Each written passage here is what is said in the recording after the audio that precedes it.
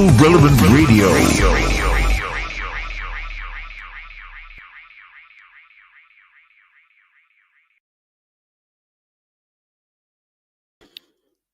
Good day. Good day. How you doing? Who have we got?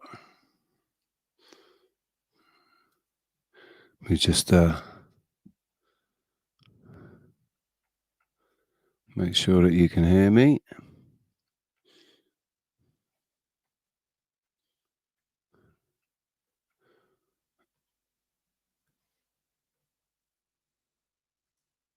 Can you hear me?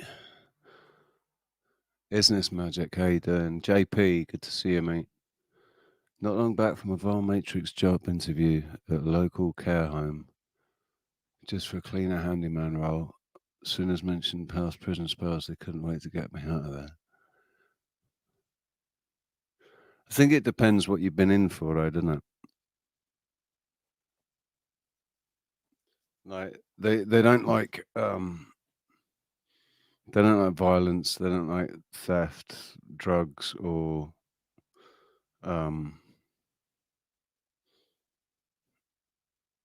violence, drugs, or theft, basically, but other stuff, driving offences and things. I went for a job interview as a carer. Actually, to be fair, I got a feeling it was my criminal convictions. Yeah. It might just be any convictions, man.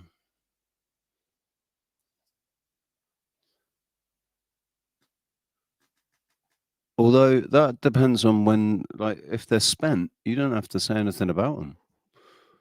Like, if they're spent sentences, you don't have to say anything. Like, it's been so long since mine, I don't have to say anything. Both cases are like, yeah, I don't have to say anything now. Bernadette, how you doing? How you doing? God, I haven't heard that name since I watched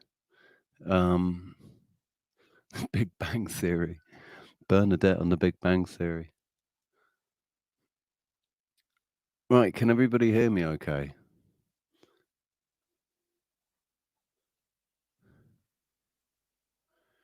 Dun, dun, dun, dun, dun, dun.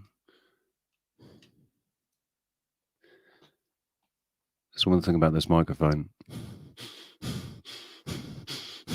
You can hear the breathing.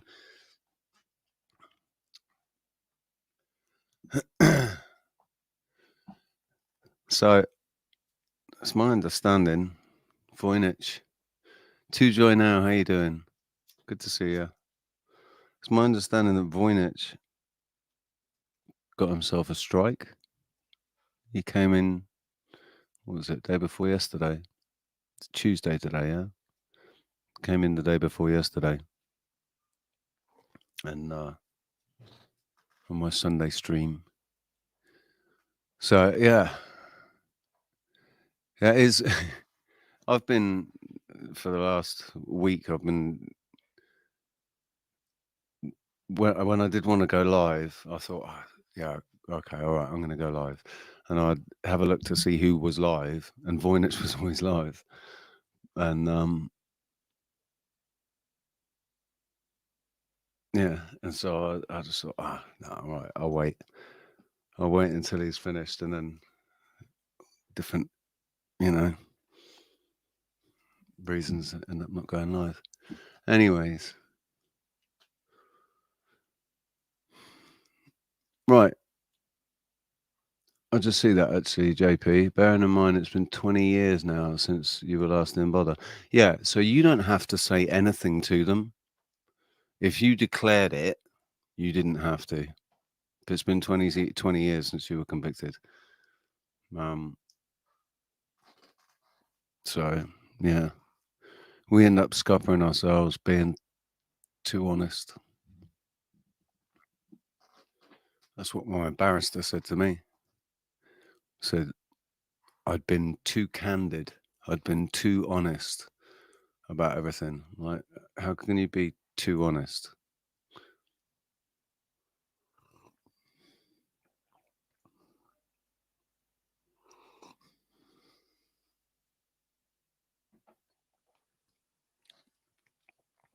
How's everybody feeling anyway?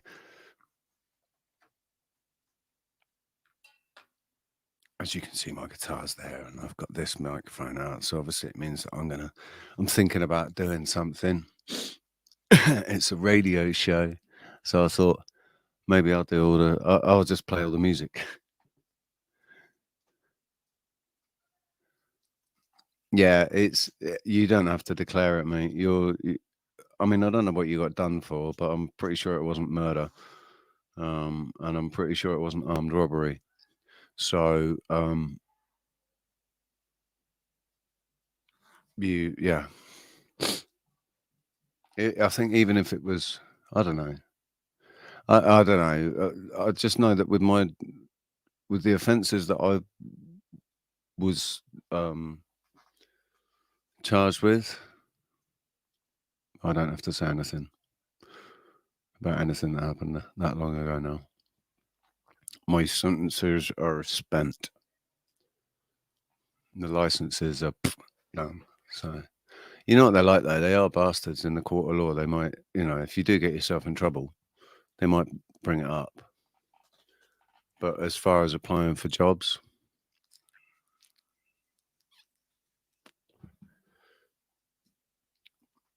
Real Relevant Radio with Rich and Rox.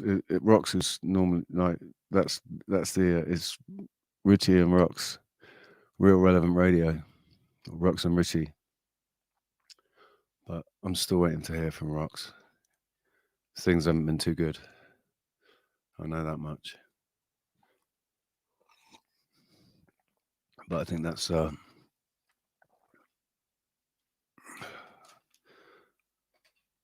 it's the case for a lot of people, isn't it? It's the case for me. Things have not been good. That's why, most of the reason why you haven't seen me since Christmas Day or something, Boxing Day, I think was and then until Sunday. So yeah.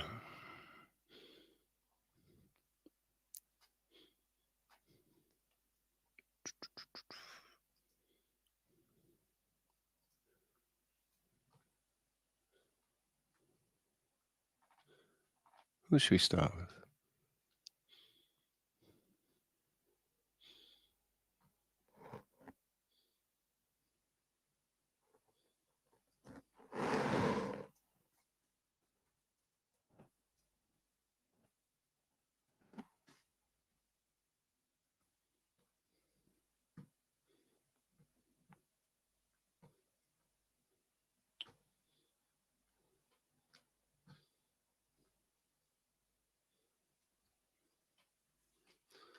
That's very annoying.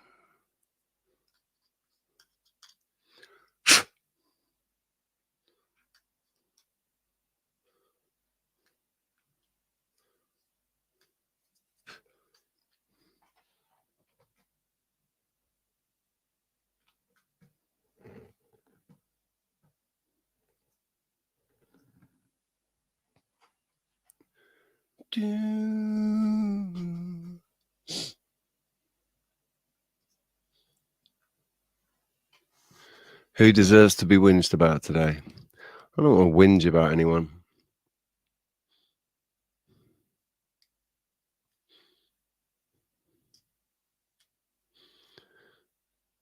I want to try and be,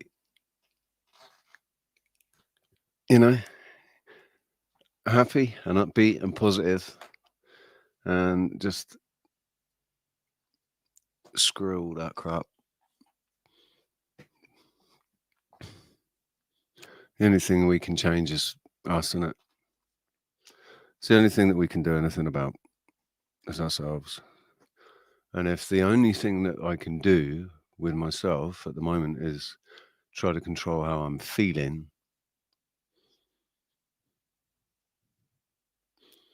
that's it does help to get things off the chest. You're right.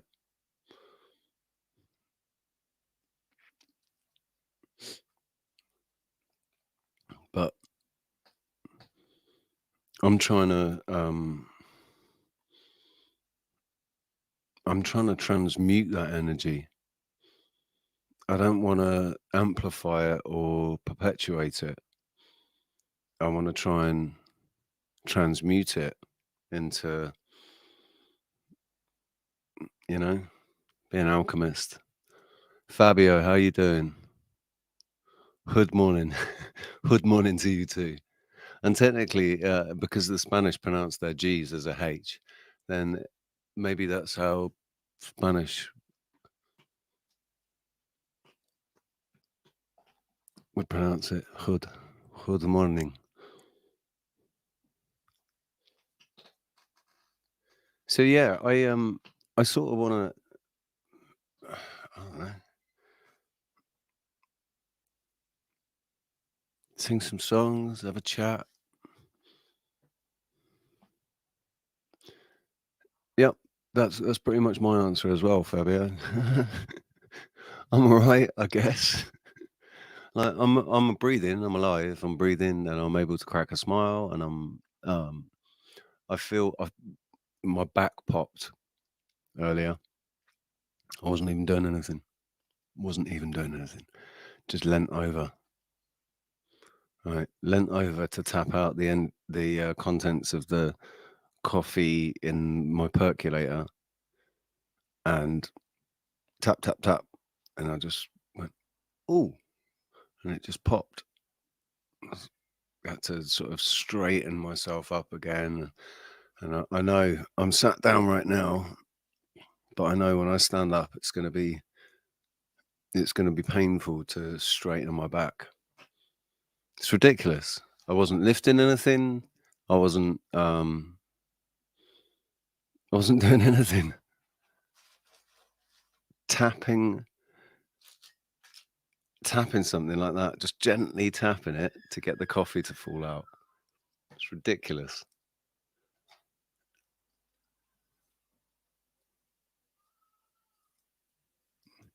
Did you get the message these days? I don't know what that means, mate. What message?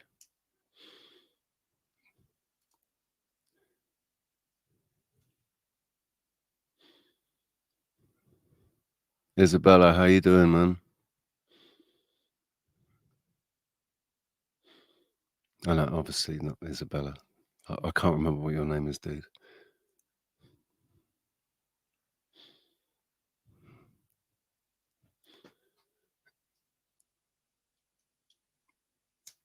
Isness, it wasn't even a box.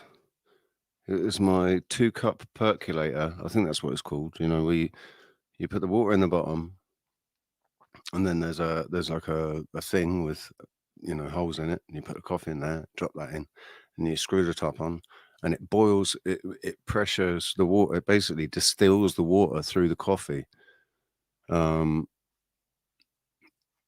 the coffee comes out of the top. I think that's a percolator, isn't it? So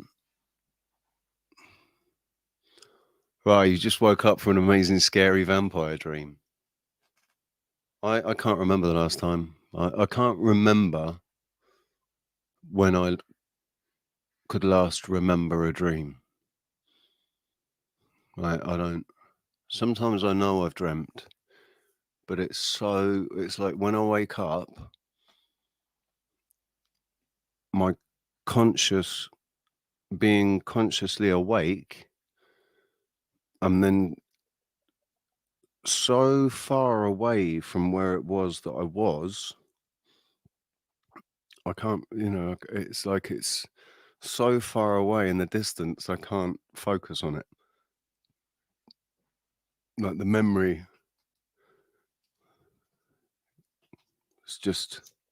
I just know that I dreamt. I know that I had a dream.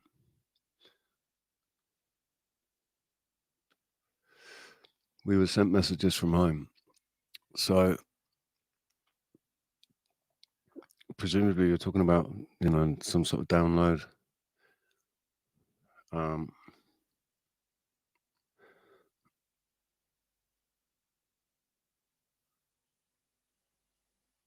I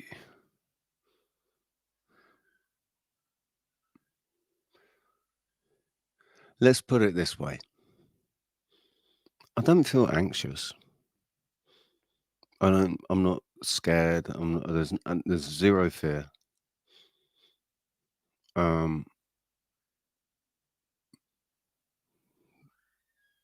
The negative emotions that I have to deal with are anger and frustration. Still, really seeing what's going on, watching it. I don't watch the news, but I watch the highlights of the news that get brought up by people on YouTube. I can't watch the news. Can't watch it. I've tried. I can't watch it. Just, it's like somebody's pouring poison in my ears. I don't know. Maybe there's a frequency that they're putting out when they've got the news on or something. I don't know. But I can't watch it. Only in clip it in snippets, you know. But what's going on is beyond. I'm just walking around. All right, so something interesting happened yesterday.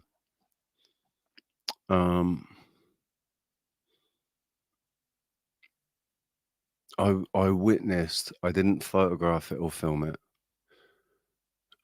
because I missed the first opportunity to do it. So there were to prove my point. I would have needed to film what I saw in the morning and then film what I saw in the evening with some sort of time, you know, thing to show you what the time was, to prove that the moon that we were seeing over here was not the same moon that we'd seen earlier that day over here, because the moon doesn't go backwards.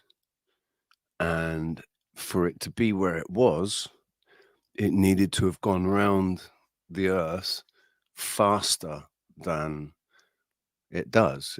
I think is it 27 hours or something it takes to go all the way around? It takes longer than the sun. It's slower. The moon is slower than the sun.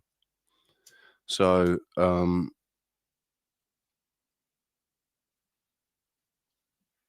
saw it. I was like, there, wow, there you are.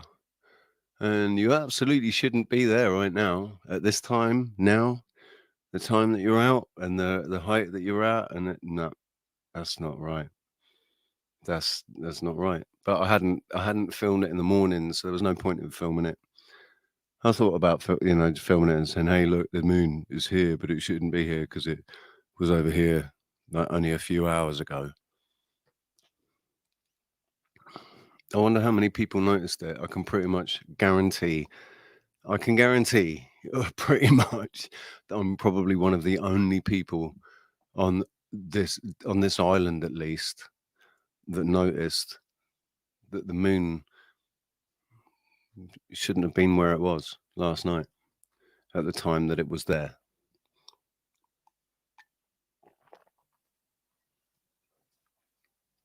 It's sped up, which is what I proved. I proved it before, but in 2018, 19, filmed the moon over 3 days and proved that it, like, to be where it was, it had to either be a different moon or the speed of it had changed and it had accelerated very rapidly round to be where it was at that time. And that's the video that long before they deleted my channel, they doctored it. They deleted basically the whole of the middle of the whole of the content, really. They left 5 minutes. It was like a 20-minute or 25-minute video, and they left like 5 minutes or 10 minutes. Yo, Crypto Alchemist Bernie, how you doing, mate? You all right? Does anyone want to come on?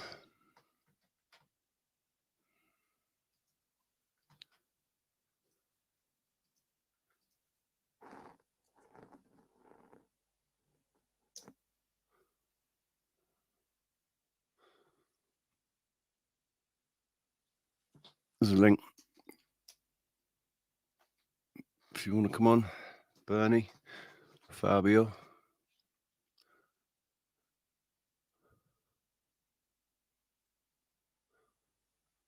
Who are we? How you doing, mate? I just see you there, Spooky Moon. Yeah.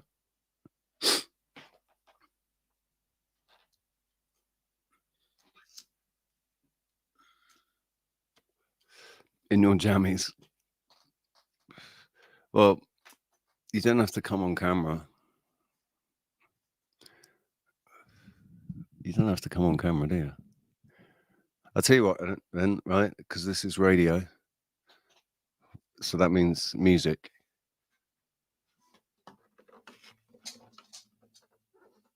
While we're waiting, I'll sing a song.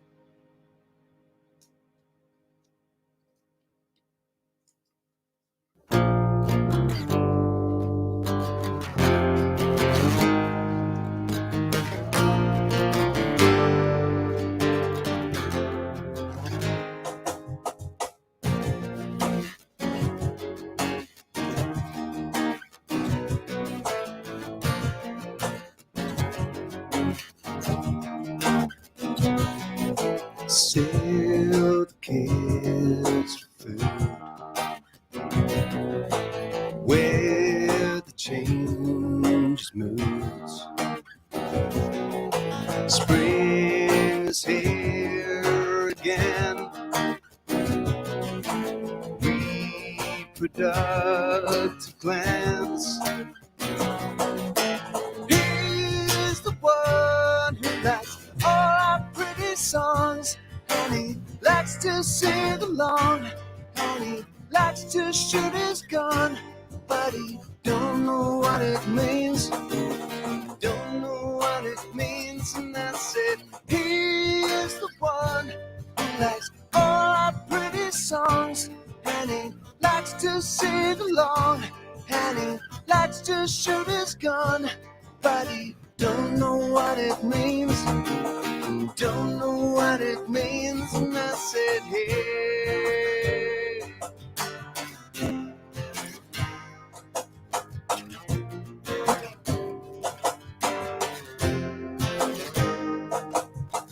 We can have some more. Nature is a whore. Roses on the fruit, tender age and bloom.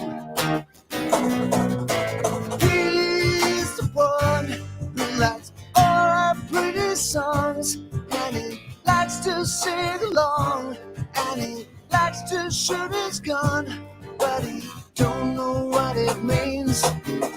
Don't know what it means, and I said he's the one who likes all our pretty songs, and he likes to sing along, and he likes to shoot his gun, but he don't know what it means. Don't know what it means, and I said hey.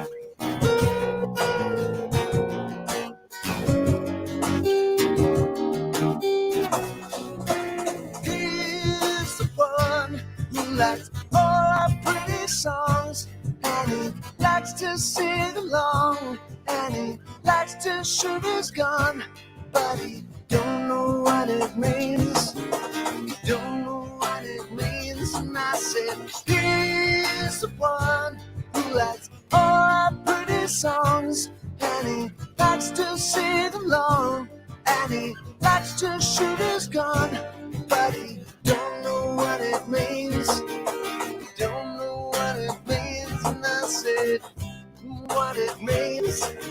You don't know what it means. And I said, yeah.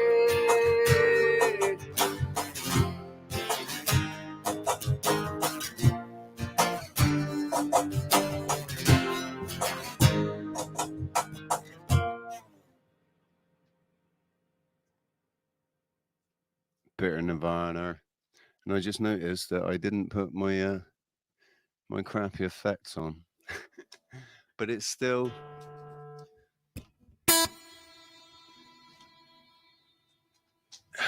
it's still there. I want to know where that's coming from. Where's that coming from? Where's that reverb coming from?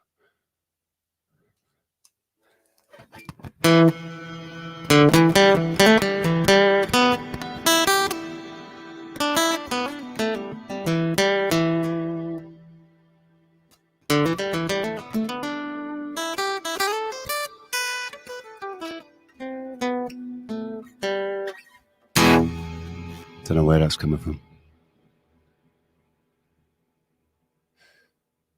Fabio, if I can, yeah, if I know the song, I might know how to, I might not know how to play it, but I know how to sing it, so I can jam along. Like, I might not know how to play it, but I can jam along with pretty much anything.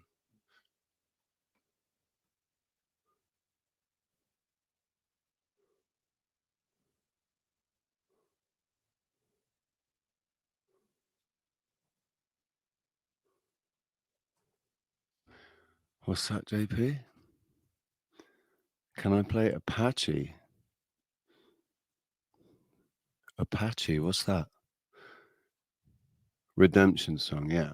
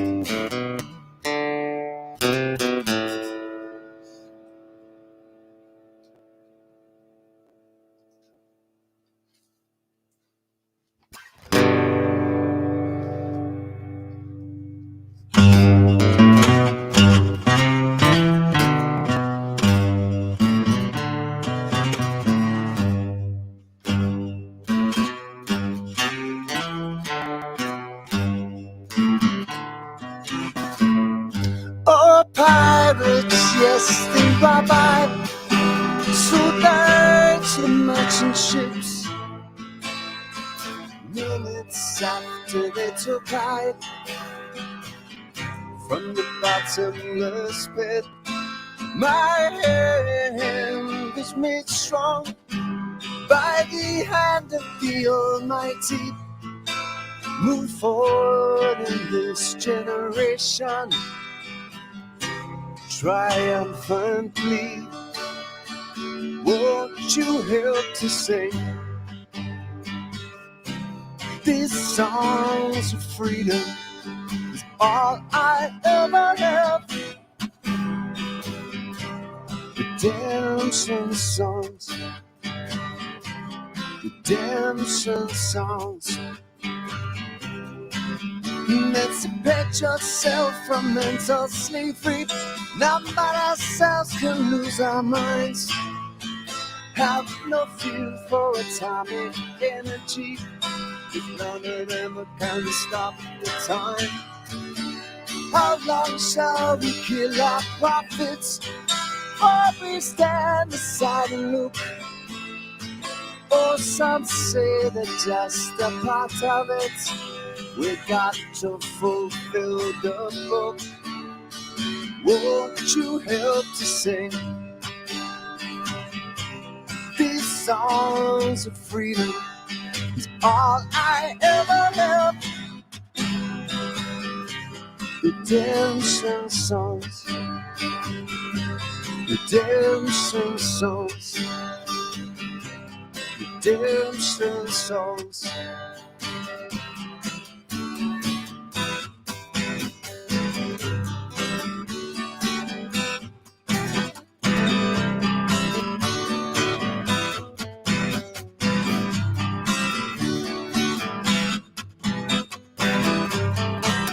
Emancipate yourself from mental slavery.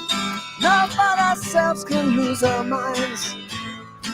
Have no fear for atomic energy, 'cause none of them are gonna stop at the time.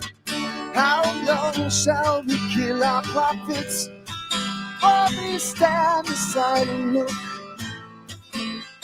Some say it's just a part of it, we got to fulfill the book. Won't you help to sing these songs of freedom? Is all I ever have. Redemption songs is all I ever have. Redemption songs, these songs of freedom, songs of freedom.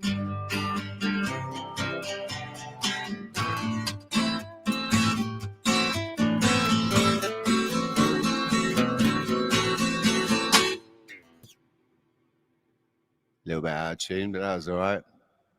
There you go. Redemption song, Bob Marley.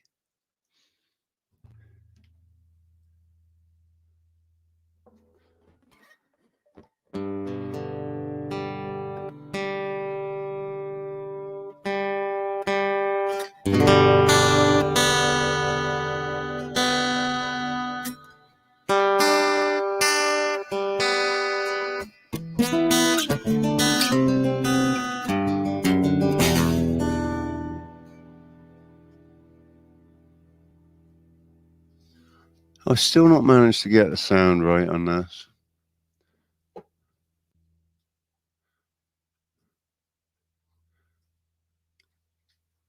Just JP.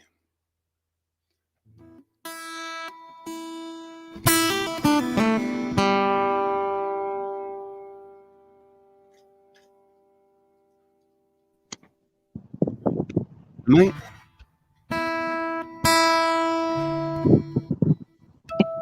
Hello. Hello. Hello, mate. You All right? right? Hey, how's it going? Yeah, not bad. Hang on a second. Let me 2 seconds. I've got my camera covered up. That's why. Yeah, no worries, man. There's a way. How's life? It's all good, bud. I'm there standing out in the rain at the minute, just having a tab. Aye, but that interview this morning was a right nightmare. Literally, as soon as I opened my mouth about, like I say, I try to be honest, and and like you said before, when you're too honest, it always works against you. Yeah, that's it. And you're supposed to it's like, come on, it was 20 years ago, man. I know. Did my time. It's like with me. I got out. I got out 20 years ago this month. Yeah. Like it was January 19th. I got out. Oh, he's gone.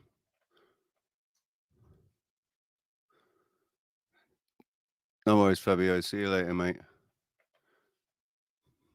Thanks for popping in. Crystal Shaman, how you doing? Bernie, looking forward to it, mate. Looking forward to it, sunshine. I don't know where JP's just he's just dropped off. I don't know if his phone battery's gone or something's happened.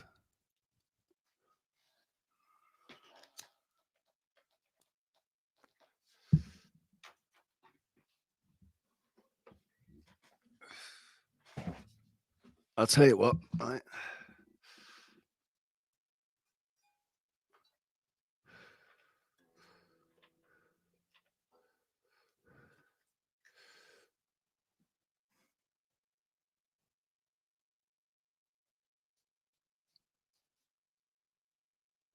Got cut off. No worries, mate. I mean, if you just go back into Chrome, if you go into Chrome, you know, or whatever your browser was, go in to the, it should bring you in again. And well, I will wait, mate.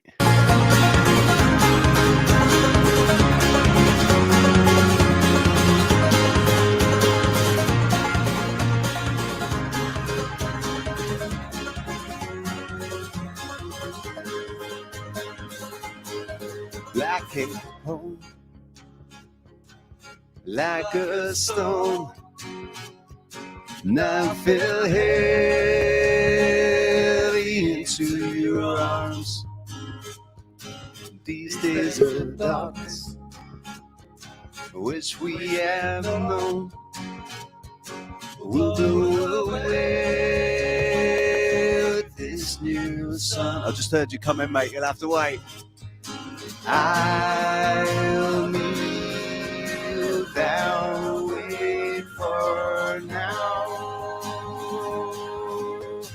I'll kneel down on my ground.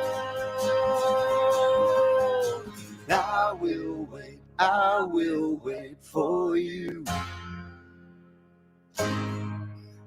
And I will wait for you. Woo!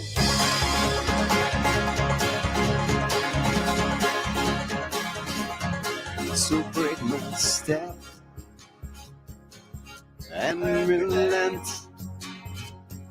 You forgave, I won't forget. Know what we've seen, and then with less. Now in some way, shake the excess. I will wait for you.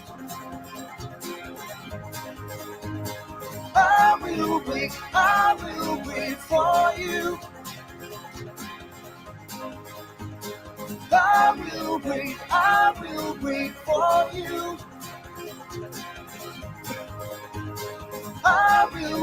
I will wait for you. Now be bold as well as strong. Use my head alongside my heart. So tame my flesh and fix my eyes. Tethered mind, freed from the lines. Now kneel down, wait for now. And I'll kneel down, know my ground. Woo!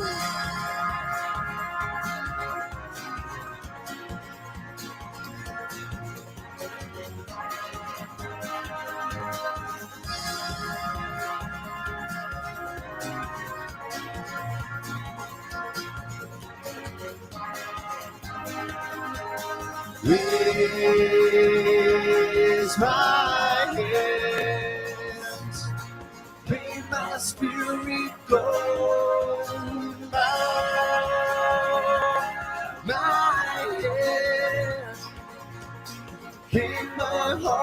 slow. I will wait for you. I will wait for you. I will wait for you. I will wait for you.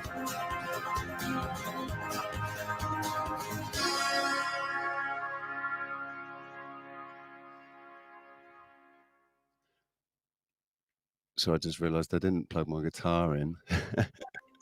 Yeah, it's all good. How you doing, man? I was like, I got the perfect accompaniment. Like,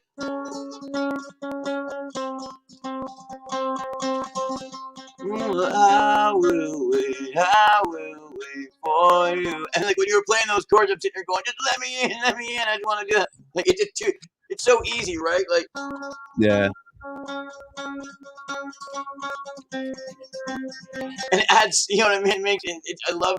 It's a great song, man. It's a really great song. It didn't matter that it didn't have the guitar plugged in. And along with the first song, it's Nirvana. You sounded so much better just raw with your voice. Like, you know, I mean, it probably sounds better the other way, but I enjoy hearing your voice on it, man. Yeah, like a lot. My voice, like in my ears, because I've only got this coming through into these little earphones. So my voice is really raw to me, man. It's a little bit, but it makes you more. It just makes you more aware. Yeah, doesn't it? It just makes you more aware.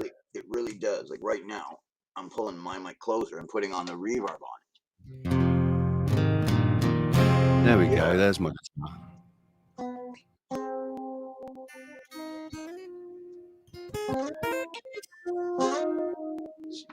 See, and I don't have mine plugged in at all. I tuned it like this to sound electric.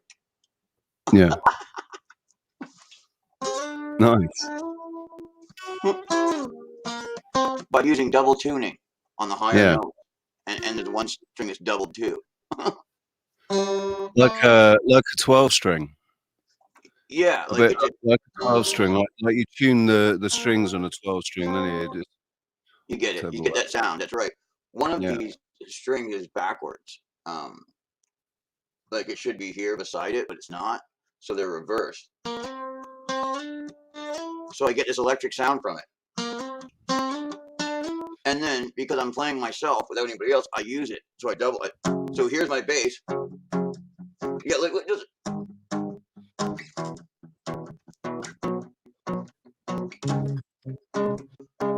So like if I wanted to write a song, right? Here I am to give all.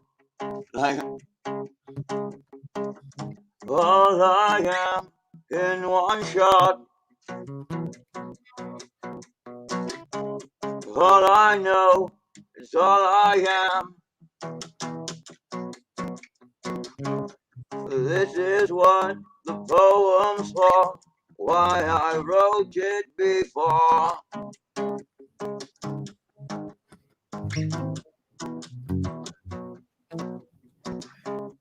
It's the end, a new beginning, my friend.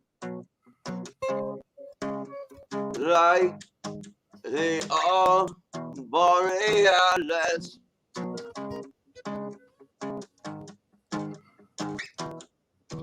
I like it, man. I need to tune. Like we're not quite in tune. Yeah. It's me or you is out slightly, but it's that when I go from that, then I can switch over to that what you call like the 12 thing, and then.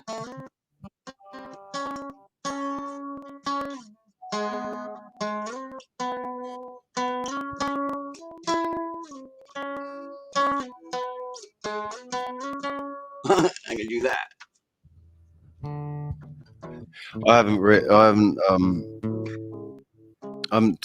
anything since last year, actually. I wrote this 2 days ago. I was sitting here, and I told myself, I said, you need to do something again, Morgan, where you can write down a poem that shares your feelings, and then write the riff. And I wrote the riff first.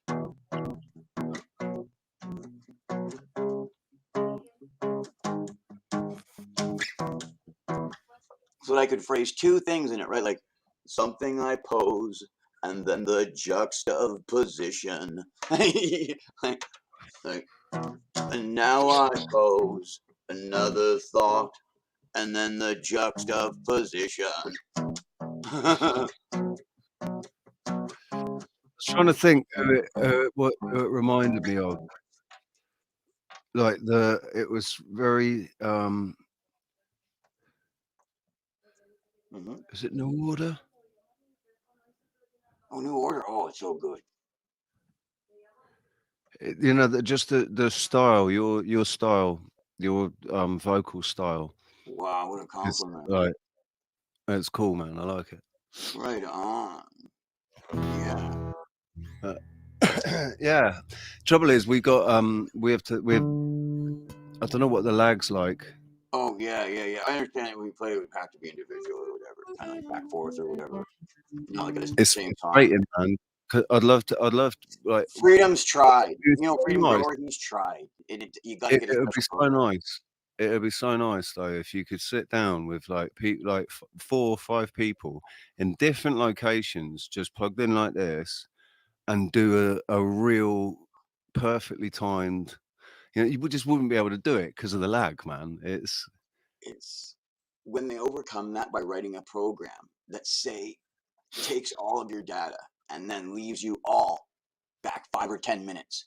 You get what I'm saying, right? And it won't show anybody out until all of you have gone together, and then it sends it out. You get what I'm saying, right?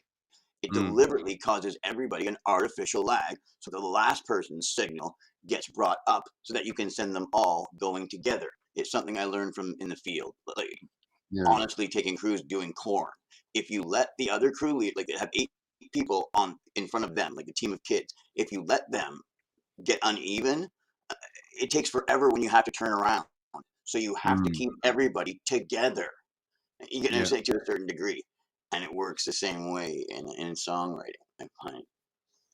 They did something with it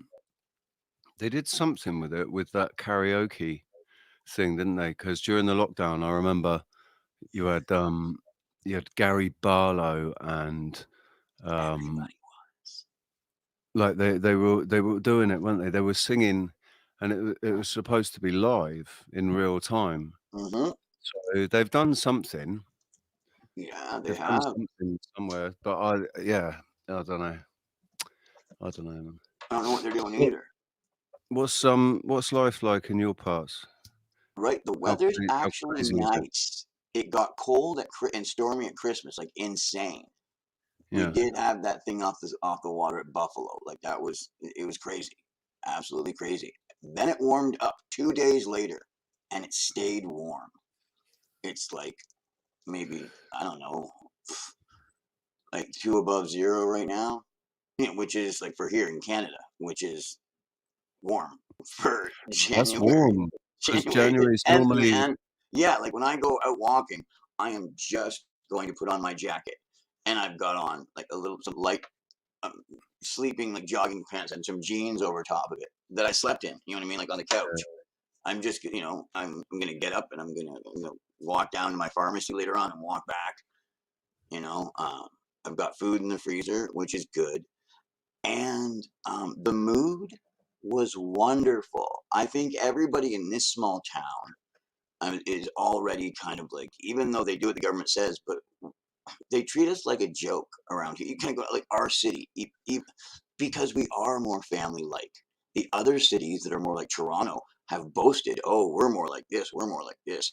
If you have to go to Walsburg, that's because you were sentenced by a judge to go down there and live in Chatham.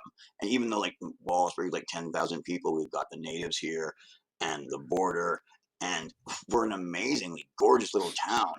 They don't like us though, because we're not part of the big money making. We're just a little small town beside a bigger town, Chatham, that's not considered a big player.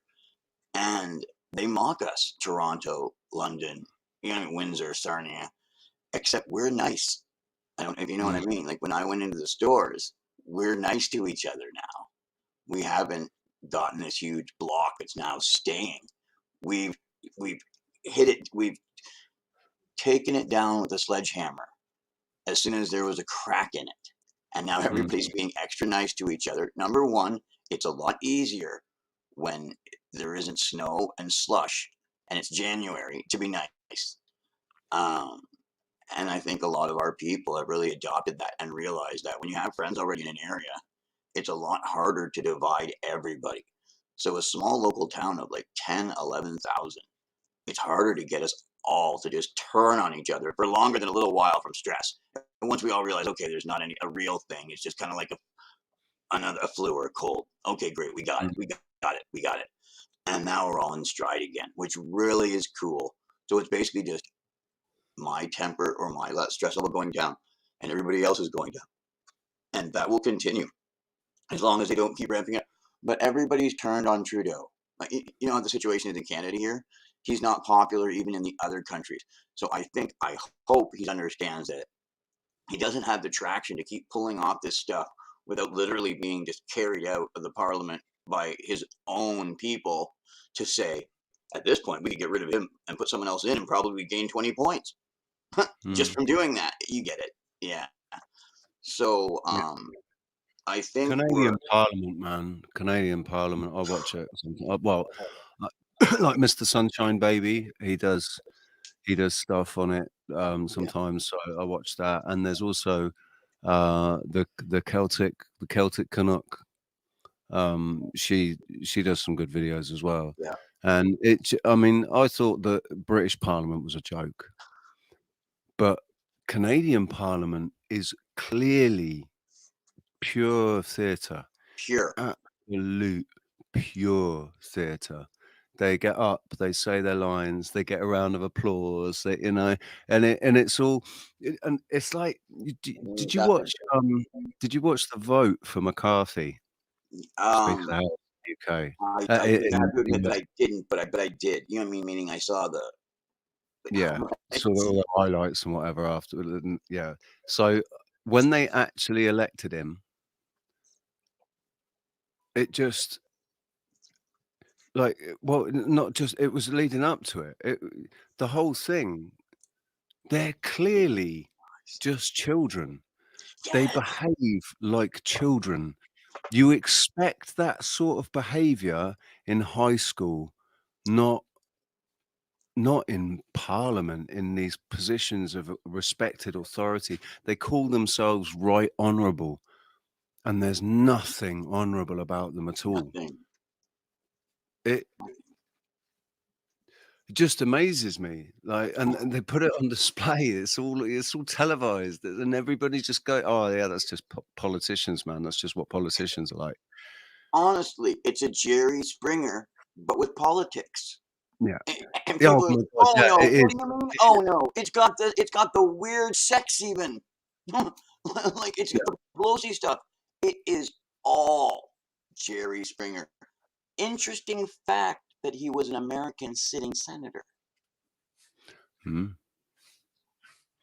Just to think about, just a point to mull over where he got his skill and where he learned it from. I didn't realize that. I didn't know that. But it doesn't surprise me to hear it, you know? Yeah, you learn that from the Big Show. How to keep everybody talking and arguing. And then keep them talking with another political point that he's going to throw in. But whatever. Let's enter this point. To be fair with you, right? To be fair, interestingly, parallel to that, in the UK, you've got a guy that did a similar. It wasn't similar in the guests that he had on, but it was this talk. You know, the presenter, the host, goes to the audience, and and he has guests on, and then he goes around the audience, and they're controversial guests. I got invited on his show. His name was Kilroy, and he became a politician, and everything about him was politician. The whole was just, he didn't look like a presenter. He looked like a politician. It was him going into politics just didn't surprise me at all.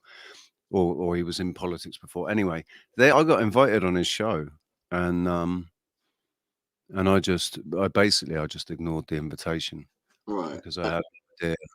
He was an Oxford boy, right? Was he Oxford? Kilroy, yeah, I think he was Oxford or or Cambridge or something. Yeah. I mean, my background's English, like on the island, so if I ever say things, it's kind of like, well, I'm a quarter Russian, and then the rest is like Welsh, Irish, whatever, British. Yeah. I know people say Morgan. They would say that's completely different. Like, are you Northern Irish? Are you this? Are you this? It's like Morgan's an Irish name, though. Morgan's an Irish name. Yeah. Yeah. So okay, good. So you understand. Yeah. And then Tristram's the last one. So Morgan, Reed, Tristram, and they're like, that's a whole phrase, man. That's a good name to have. They told me I was on TV when they told me that over here. Do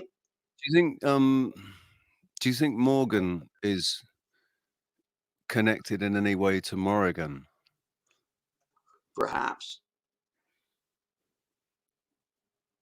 Because the Morrigan is Irish as well, isn't it? Yeah. I mean, I know like with the Arthurian legends, like Morgan, and then like Morgan Le Fay, like. Oh yeah. I think that's what it's going back to. Yeah, like, I'd forgotten about the. I think my name was given to me because I'm a witch. Like not, I understand. Like my name Morgan from the sea, so like pirate or whatever, like Captain Morgan. But I think it was given to me like just weird spiritual stuff. Like I just noticed your hat, dude. Right, just completely, totally off subject. Okay. But I just noticed your hat, right, and I just have to ask quickly: is that the skateboarding company? Independent Trucks. You got it. Yeah. Who dropped it? Have you seen what's going on with Tim Pool? Yes. Tim Pool has taken that logo and appropriated it and saying, right, that is now my skateboard company logo, because Independent Trucks didn't want it anymore because they say it was a racist. It's the Iron Cross and rah rah rah, and he's saying, yeah, it's not, because they can't actually they can't say they own it because it really is an Iron Cross. It's just it's a rounded one. But this whole idea of that they've attached to the Iron Cross about it being racist or Nazi or anything like that, it's just complete. It's the fixed cross. That's what it is. It's the fixed cross. It's actually Christian. It's not, if anything, it's Christian. And as soon as the first person came on and bitched about it, I was like, this is my hat. Because I'd already had other people implant in my brain, that hat is the reason I like you. And I was like, right on, cool. Now, I thought they meant because the trucker thing happened, and they thought I put it on because I was clever to put on an independent trucker hat while I talked about truckers. So the people that assumed that were just like, brilliant, dude, brilliant. I can't believe you put on that hat. How did you know? I didn't bother telling them I'd already been wearing it for a year. But I mean, when someone that I care about, I love a lot of girls on here, and my girlfriend does not call me very often. That is because that is a relationship that we have. And for whatever reason, it works because I do not resent her at all. But I don't get a lot of, I'm going to admit it, emotional support on a daily basis. She's there when I go, and then we are together. When we are not, we are not. I'm not meaning we're with other people. That'd be ridiculous. But I just mean that's how it is. And really, no, but really, Morgan, that's the way it should be, because what I realized through reflection after my relationships, spending like 3 years, 4 years single, whatever it's been. My God, yeah, it's been like 4 or 5 years I've been single now, but I realized that I got so infatuated. I got so invested emotionally, mentally, everything. I got so invested. And when I wasn't with that person, I couldn't, I wasn't here. I was there. And you can't live your life being somewhere you're not and imagining what's going on. And you just fill your life with anxiety. It's just filled with anxiety. If you're not secure, if you don't feel secure in that relationship or whatever, if you're able to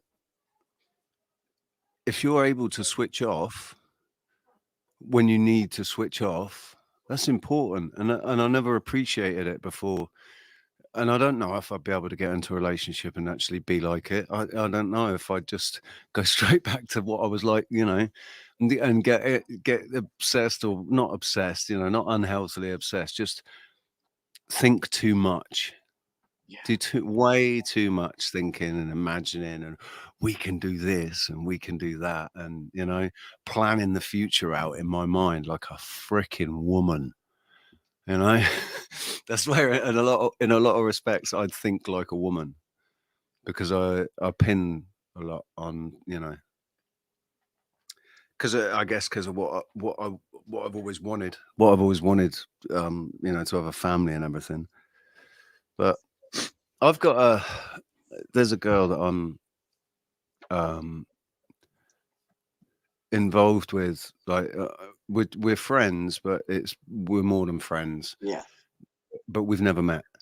Right. Right. She's in Spain and I'm here.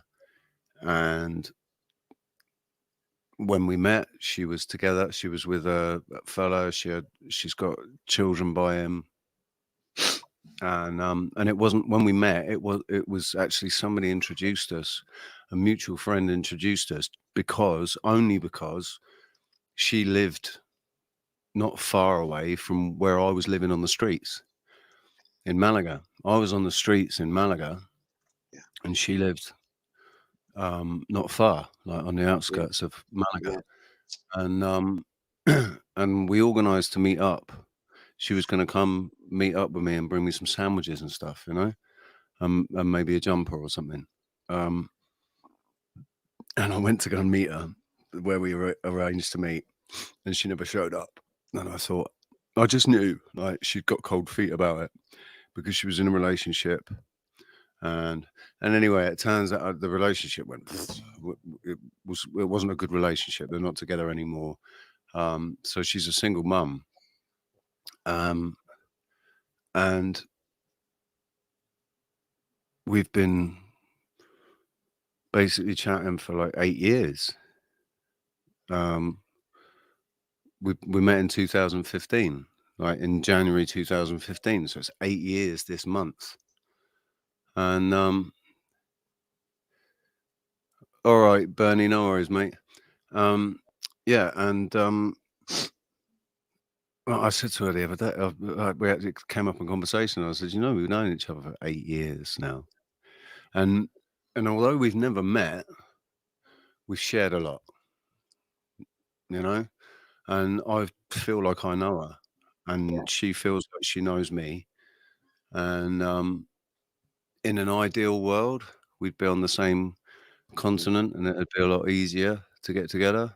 But the reality is, I'm here in Tenerife without a pot to piss in, and she's in Spain, and in a similar sort of situation. She owns her villa, so she doesn't have to pay rent and stuff, but she's in a similar sort of situation. She's got children in school, she's got 3 kids in school. Her fourth is the eldest, who's like 22. She's grown up now. But yeah,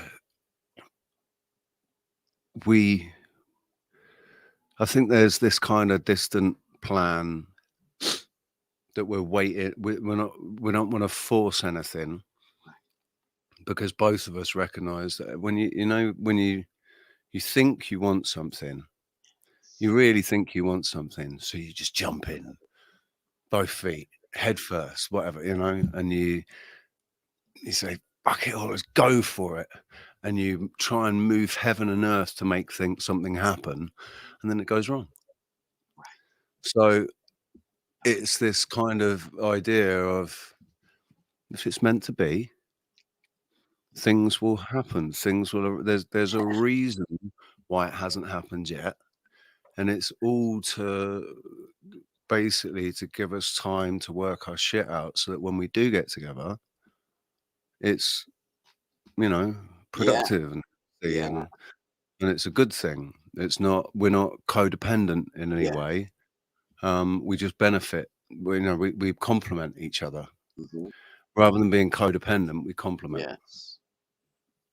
And I mean, she's been a single mum for Well, basically 22 years, like, because her eldest daughter, and then she got together with this guy and she had kids with him, but it was a dysfunctional relationship and didn't last. And so there was a brief moment when she had daddy was there was a man around, but he wasn't any sort of man. He's an asshole. Yeah. But yeah, little ready-made family, which is, I guess, what a 45-year-old man. I'm 45 too, bro. I understand. No, but I don't have any children, and yeah, I've got the two boys. I always wanted kids. I always wanted children. Ever since I'm 20 years old, I wanted children. But they just both left too. You've got children? Yeah, two boys. They just both left too. Brody, 18, 19 now. Well, 19 next month. And he left out west. So now he's out doing the oil sands. Even though, there's no more oil. Yeah, right. He's out there doing the oil sands in Alberta because there's jobs out there in Canada. If I was in America or Canada, I'd want to get into prospecting. Yeah. And my other boy, John, he just moved up to Oshawa. That's not too far away. That's like, I think maybe 200 miles north. With his girl, who's very nice. He's had her here, and he moved up there with her, and they seem to be both with their head on straight. That's why they're clinging together. So that was very good to know that he has her. He's a big man. He's like 6'4", 300 pounds. So, and he was young. I think he's 20 now, 19. And he had a job at a factory, which is rare here because all of our factory jobs left. So he had a job here when he even left. So he'll get another job easily because of his age, and he's perfect. So that's good to have both of them. But yeah, they're both gone now. And I'm just glad that they both know that I love them. And, we didn't have an adversarial relationship at all. I would have liked to have seen them more, and I was there for them. But their mom made things very difficult. But well, I mean, it'll. The thing is, there's time. There's still time, man. I think I'm a really big believer that it's what we perceive is what helps to write reality. So, absolutely. I personally see. I think that we're all of us that are all connected. Mm-hmm. We're going to be around for a long time, a long time. I swear, I'm going to die till I'm 140 years old. I'm still going to be going at 100. I'm still going to be going strong at 100. I'm just have this really strong feeling, really, really strong feeling. Maybe it's like we'll go through. Maybe Jason Bashir's is right. There's something that's going to happen in 2040, and we're going to adjust. And I get it. I understand what you mean. We'll have access to the things, and it's like, how did this happen? And it's like, well, it's not as if only a few people at the top have it, and then nobody else. It's more like a few people. Yeah, I know what you mean. But I understand what you're saying.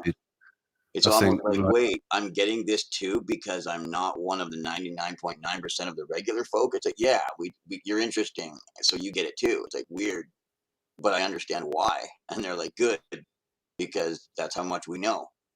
And it's like, wait, so the collective wants me to upgrade? Yeah, because you're like salt to it, and now it's required. Like, you know what I mean? Just honestly, because you're genuine.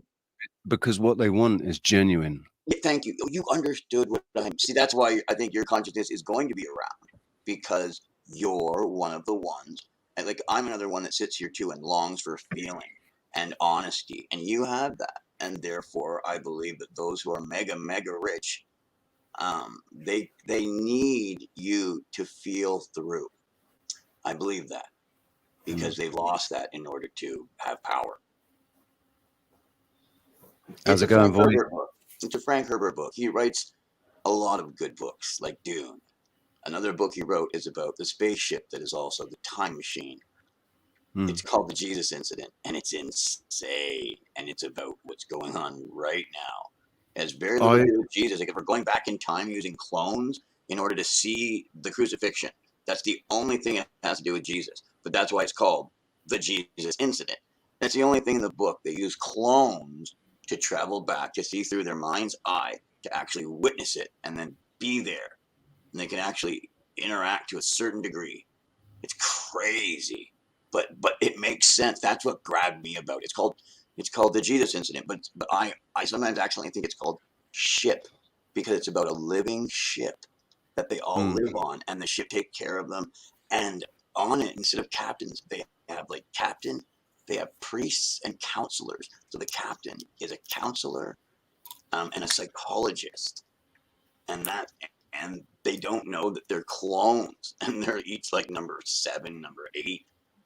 Like, and the real ones are kept in a cryo thing. They're only let out for like a second and a half every once in a while, like just to recalibrate and understand, okay, you're fine, you're cool, all right, you're going back in. Understand it's a very long journey. We're looking for the new Earth. And it's crazy, but its psychological aspect in the book, it really helps bring a mind to a point where they're forced to consider what's going on right now in the political sphere and maybe gain a bit of perspective. I don't know, but that's what I gained from the book, a bit of perspective from which to look at this all from an outside perspective. I think it took away time from how I'm looking at things. And because of that, I'm going, this is the way things have always been. They're just trying to influence me more, except it's happening at the same time as I'm finding myself a bit, because they're demanding it. And with that, I know that I'm for truth. I'm not willing to get on a road of compromisation. I think that's what they want. They want you to begin to compromise a little. I'm not. I don't. I'm actually the opposite way. I am the stick in the mud. I will be the man who's polite to you, because I'm actually planning on taking all the kids, because I decided it was best. And then I checked with what I considered truth, and it went, there's no other decision to make. So now I'm not going to do anything violent. In fact, I'm going to be the opposite, because I'm taking all the kids. And I want to get away scot-free in the evening and get them over to the people that I have that can help them. Obviously, I'm not just going to take like a bunch of kids and try and help them myself. Like, not in real life. I just mean in a scenario that I'm creating in my mind. But yeah, I feel a lot of people try and do things also without help first. And then just, oh, I did the thing. And it's like, right, now you have no means to follow through. That's another thing that I like to have. Now, I understand faith, but some people are cuckoo trying to become heroes. And it's like, make sure that you have a way to feed them before you grab them. Like, if you're going to help anybody, make sure that you have a base. Like you said, think things through. You've got to be, to an extent, you've got to be pathological about it, because there has, you have to, if you're going to undertake something like that, where you're taking taking on the responsibility of, yes, who knows how many. Yeah, exactly. It's like, I'm going to destroy what's there, the infrastructure that they have there, because my ideologies, I feel, are better. And it's like, okay, you might be right, but you can't do the job. And it's like, whoa, what an opposition from the side, and saying, am I supposed to blow up their castle? Am I supposed to do that? It's like, can you take care of them? No. Well, then how are you right? And so, but they're being abused. Yeah, but they're alive. But they're and it's like, whoa. Now it's not just whether or not your heart's in the right place. Now it's whether or not you have the strength to pull off the mission. And that's where I sit back and I go, I can either collapse, or I can try and save who I can, while at the same time trying to do the big thing, meaning I think that's looking at the macro and the micro, and understanding sometimes you can just do what you can. Well, we can do what we can because we're old and we're a bit rugged, and we know what wickedness is, maybe even how to use it at times, and which is wisdom, isn't it? We have a lot more and wisdom, we're up against a system that uses young, dumb people, and Thank you. and we're a bit older, a bit more experienced, so it should be easy to do. Well, I mean, at the moment we're we're working against a system that people are so plugged into.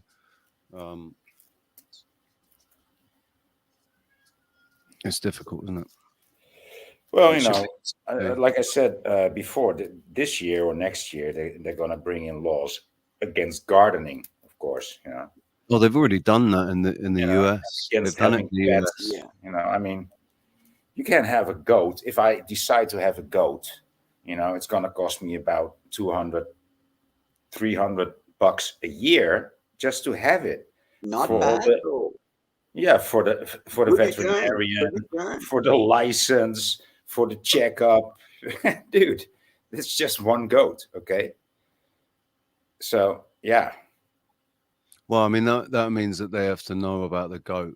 If you're living on a piece of land, I mean, then you have to worry about, Also, if you have a piece of land and you decide to have a goat, or you still have to report it, and otherwise they will just take it away from you. That's how it works, dude.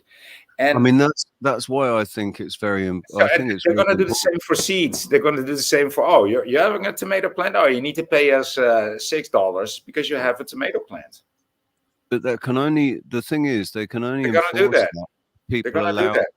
Like, if I can think of it, they're going to do it. If it requires the acquiescence of right-minded people, yes, for that to actually be enforced, And in other words, your neighbor has to be perfect, because God says. I mean, what I would say in that situation, and I think I heard what you said, is watch them closely, not because you're ever going to tell on them, but because you might need to let them know that you can if you want, because there's dirt underneath their nails, just like there is yours, and you'd rather live as friends, because nobody's perfect. So please don't start a war, because you won't be able to finish it. Yeah, exactly. This is about community. So it's about trying to rebuild our communities and reconnect. No, but the thing is, the people that start these wars, they are actually afraid of death. Me, not so much. Me, not so much. Exactly. I'm not. Without wishing to sound morbid, I'm looking forward to it. Right. But you also want to live. But you also expect to live to 104. Yeah. It's beautiful too. 40, death will be 40. Beautiful as well, in a different way. 140, not 104, 140. My dream was about death so much last night. This is so trippy. I was standing there asking a group of Satanists. I was like, look, I have to admit, I'm actually not into Satan. And they were really mad at me for that. I said, I don't want to offend anyone.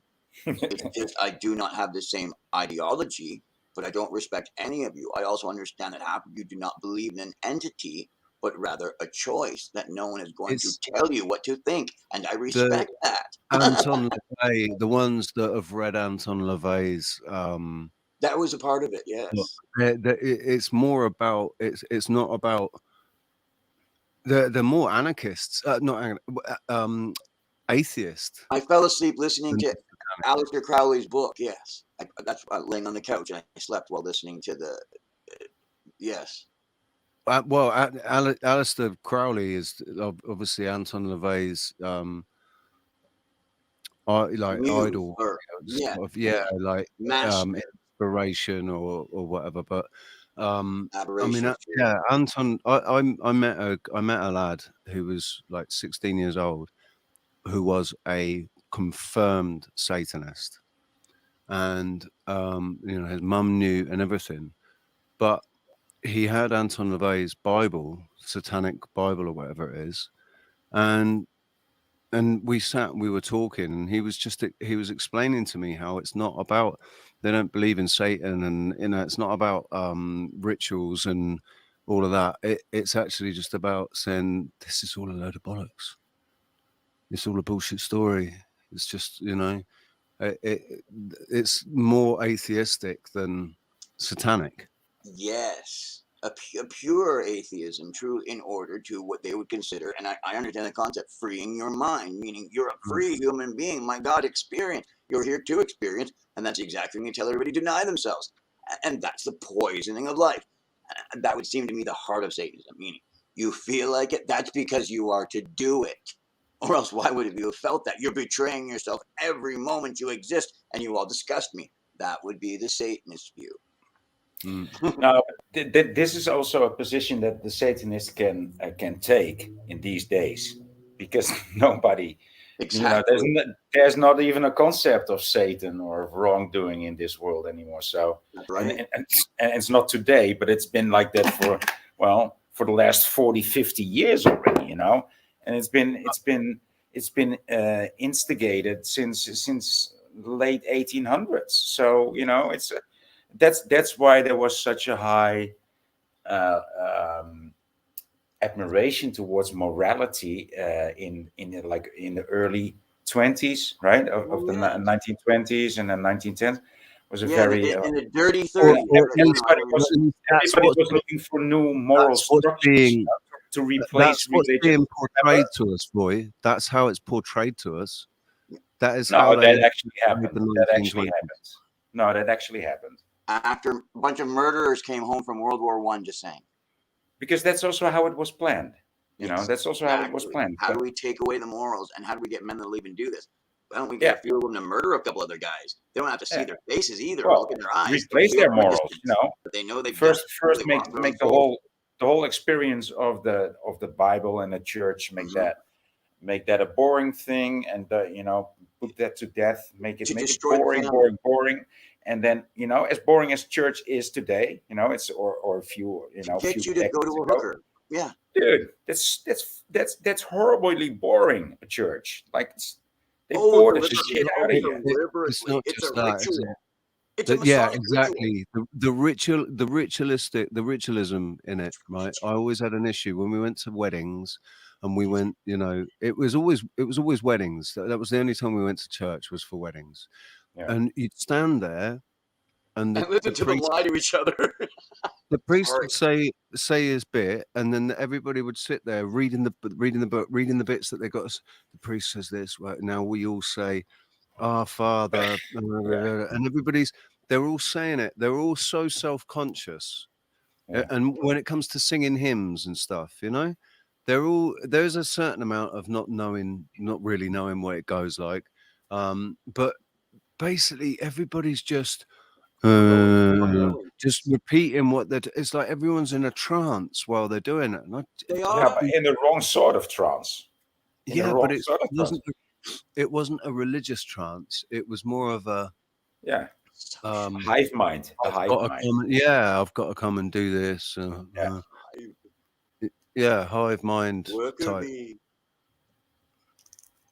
Which I suppose that was an early sign of the fact that all of priest is definitely a ring. If you look at it like the levels of hell and the levels of earth and the levels of heaven.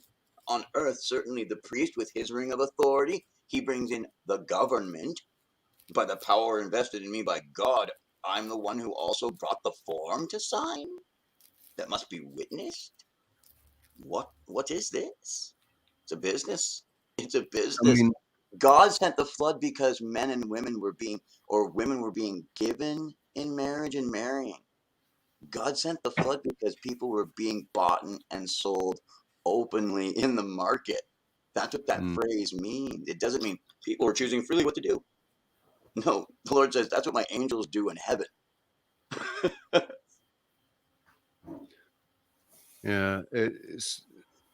I was going to say something and it's just gone straight out. It just means women aren't choosing to be married themselves. Women are being married and given in marriage is how it reads. By their dads, yeah. Yeah, thank you. And what I thought, I realized, the flood came. I get it, because people are selling babies to Monsanto, and I thought to myself, yes, to turn into this or that. And back then, it would have been considered the right thing to do. Give your baby to be turned into the thing or the thing or the thing. In other words, they do need. And I thought that's why the flood came. It wasn't just because, ooh, I'm a noble guy of old, and I'm big and huge, and I got wings too, and I'm telling you what to do.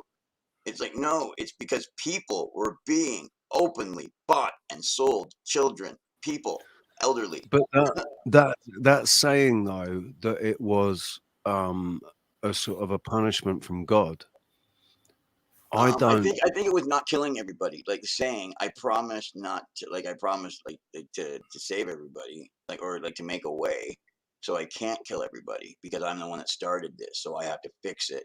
Like that's the way I look at it. Like I look at it from the outside as an observer, going, God did a thing, right? Made an ant farm and went, oh shit, I fucked up. It's my fault because I made you, isn't it? Yep, I gotta fix this. This is gonna hurt. Yeah, I have to go in and go to the very bottom of the feeling table because he's the computer. So the template of actual feeling in a body, I must make myself out of pain.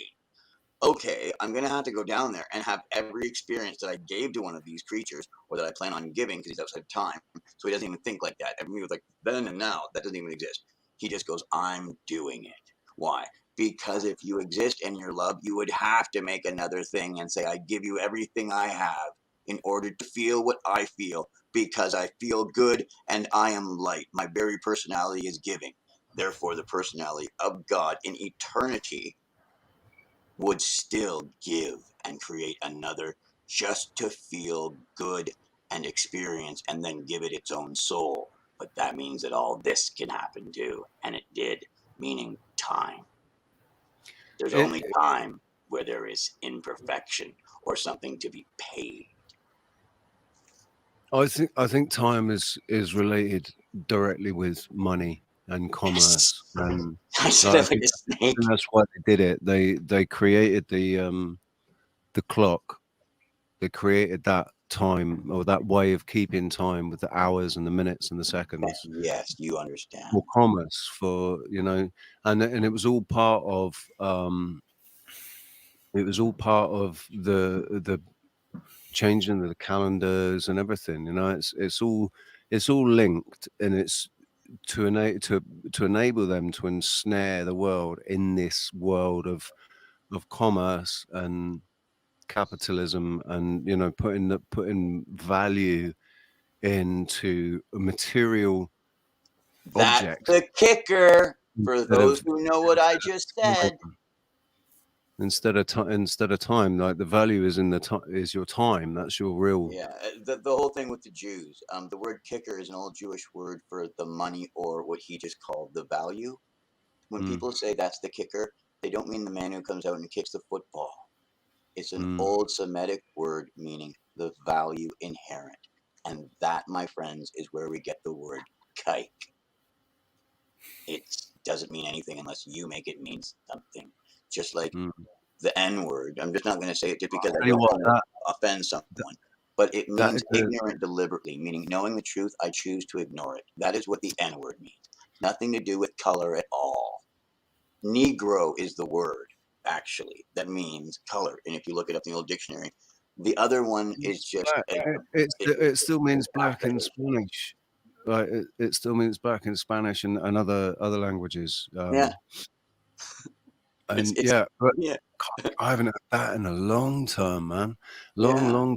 I think maybe it was Cartman that I heard say it last, but I heard that one for a long time, man. Yeah, and very quiet. Yeah. Our bodies are slowly, like, about being immortal. That'd be fine, except my body's slowly falling apart. I mean, I'm stronger than I was ever, and wiser, meaning I can generate more power in me. And I know young men who would have never feared me 20 years ago, when I am calm and speaking like this, they don't even think about touching us physically because in their mind, they're like, I can't beat a grown man, even though they could. But they're in their brain, they're like, but he has resources. And usually they're right. And I mean, I do too, in fact, more, because I don't count on anyone else to take care of me. I rely on God. And I believe that and I pray to him to not have violence be part of that, but to have it be part of my actual spirit, meaning the person will want to know me and speak to me and not lose that. And therefore, that is how I will build my... And you're like, wait, you're saying that you don't have to get violent because the person doesn't want to stop talking with you? Yeah, I try to establish that. That's the punishment. Like, so I had a situation with the lad next door. I've left violence behind. I cannot do it. God said I'm not allowed to plan it, or else He will lessen me and I'll diminish. I must plan nonviolence. Because I don't like violence, but I've gotten a fair few fights, whatever. And that's why, because I end up doing violence, and so I'm like, Lord, how do I get out of conflict because of who I am? I'm always going to court, and He's like, well, cops go to court all the time, and I'm like, Lord, it's like that though, and He's like, because you can't stand to see someone hurting someone else or a creature, and it's like that's what my charges are for, like doing stuff to people. Except they don't put me in jail, and they used to a long time ago, but that would be when I was drinking. Once I stopped drinking, I don't go to jail anymore. And yet I'm usually I'm going to court next on the 23rd. Yeah, I'm getting my disclosure myself because I don't use lawyers anymore. I don't need to. I'm not in trouble. I just need to go and explain what I did and why I did it. And then the moment you're represented, you forego your rights. You basically sign over your power of attorney and everything. If you can go into a court and represent yourself, and I think particularly if you use the right language, you're in a much stronger position. It took me 20 years to learn to speak as fluently that language as I did, but having those two boys I spoke of, going to court with them over 30 times or having to show up really gives you a mind for what's going on and just the insanity of it, so that when other people walk onto that chessboard and they're looking at their enemy, I'm like, you do understand that this hallway, this little 2-meter space in between us, is a zone where you can't do anything. And I mean, you need to get ready to go into your courtroom, and you can't go talk to the mother of your kids right now and yell at her for how much money that you're paying. You know what I mean? Meaning that's exactly what they want. You have to stay honorable. You have to stay honorable. Yeah, and I go, that's what this place is. Well, there's not much honor to be won or to be experienced in a courtroom, to be honest. No. It should be. I mean, people think of this place like, oh no, this is like where it comes down to like what is true and what is not. No, that's not what a courtroom is about. A courtroom is about legalizing wrongdoings. That's what a courtroom is about. A courtroom is not there for the victims. A courtroom is there for the criminals. That's How do we fix this? End of story. How do we fix this? And however it ends, okay, great. I'm very glad that you people are satisfied. But what we're doing here is we're fixing it for us. Exactly. With decentralization. Decentralization is the only way that you can fix anything that's going on with this, with the world. If we were to decentralize everything. You're right, Captain Adama. You get it right. Yeah, man. Yeah, Battlestar Galactica, man. I love you for that. I'll always love you for that. Well, decentralization is going to be prohibited soon too. Right. No, you can be. We will. You can do anything locally, but only under the umbrella of the worldwide organization. When they get lazy and don't count how many tomatoes I have in my patch, you have to start there. I know, Voyne. You're absolutely right. This is where we all need to really like. I know people have got their opinions about some of the people that have brought the information forward, but I think the information holds water about the Sestui KV and 1666, King Charles II, all of that lost at sea, stupid idiots. Declare yourself. If we declare ourselves as living, capable men, then when it comes to the court of law, so if we're representing ourselves as living, capable men, it's a different game. It's a different game. They will just drop the hammer on you and say, "Okay, boom." Court case. Say that. You can't say that. You don't know. Well, I'm experienced. You don't know that. I do independent. I do not as a collective. know that. That's that, and I think I do know that. And you've now you're still trying to idolizing the courtroom. You think that there's magic words that you can say that will resolve all tyranny. Well,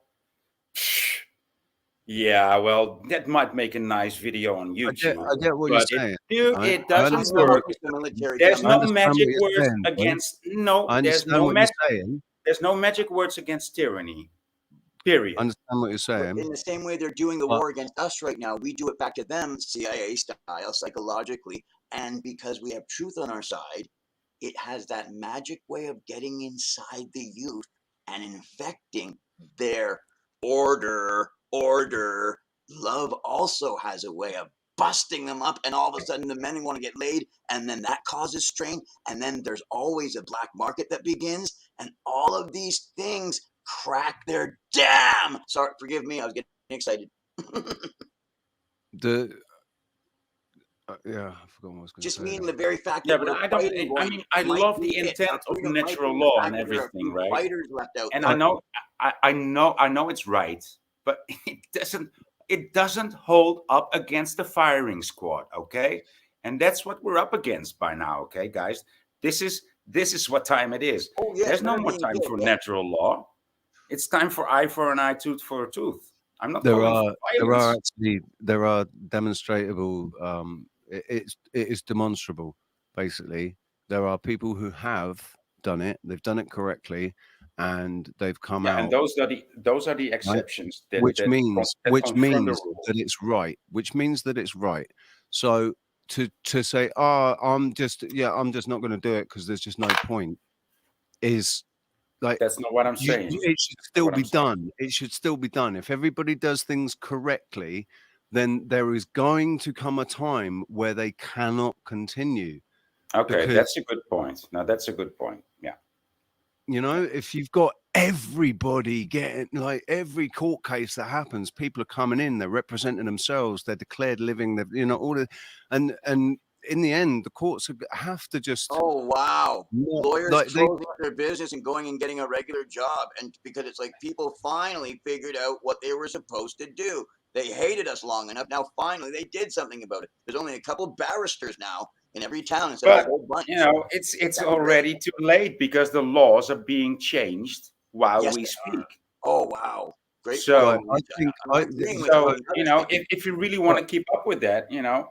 You're pretty soon. You're not even going to be able to speak in the courtroom. Exactly, boy. This is why we need. It's kind of important. Steroids, and it's legal, even though the law keeps on trying to get them. I'm just using it as an example. I'm just throwing you an example to hit your jam with. The men that keep on doing the steroids, and they're getting them right from GNC legally. How do they do it? How do they do it? They do it. Liver King. and then there's pure lies. Don't forget that. Just telling the people, oh no, that'll make you sick. Yeah, you could die from that. Oh yeah, that virus is real bad. But I understand what you're saying, boy, because that it's like the going and living off grid thing. Like, I've got this thought, this really annoying thought that will not piss off and keeps repeating itself to me, that if I try and do anything, there's going to come a time where they're just going to come in and take it all away. No, that's next year. It's not a time. That's next year. That's next year. Okay. Do you know? Do you actually? Do people actually see the speed that this train is running? It's crazy speed. Crazy speed. I do. It's crazy speed. All these laws that are being implemented in all these countries, dude. I'm not keeping up, but I know. I can feel it. I know, because that's the plan. They're going to prohibit everything. Everything that breeds freedom. They're gonna create a situation where their little carriage goes off the rails because it's going too fast and the infrastructure can't support it. They deliberately direct it off the rails at a point rather than let it happen naturally, because they can use that. Carry on, sorry. But there's going to come a time when, like, more people are waking up. We said for the last year, oh, nobody else is going to wake up, but more people are woken up, and more people will wake up.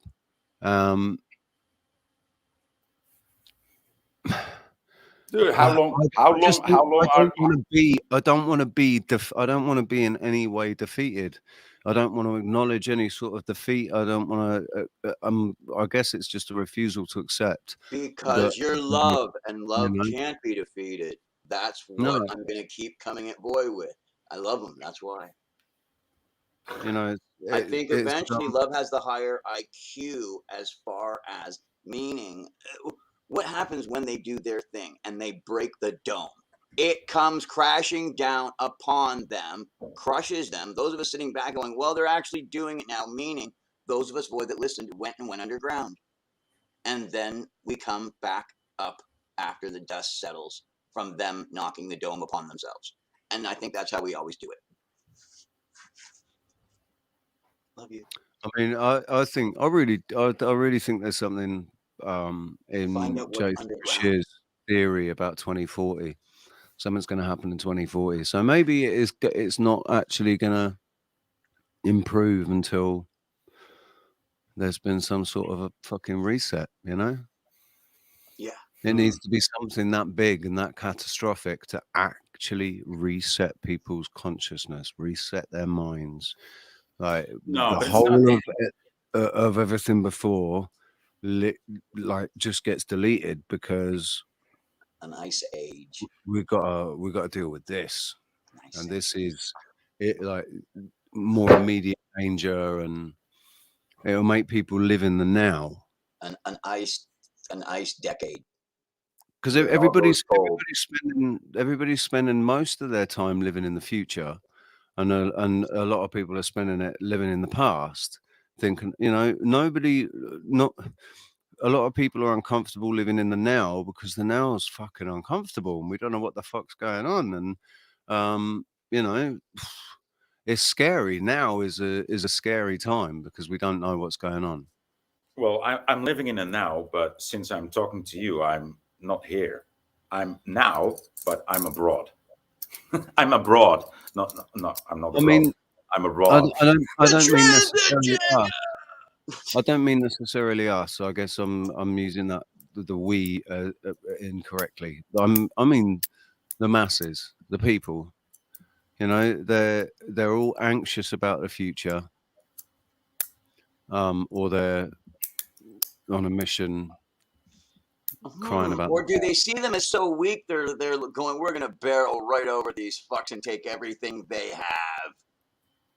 I mean, that's what the people doing what they're doing. That's where that's where they got. That was their conclusion, right? Right. These are the children of those people now. We are the children of them.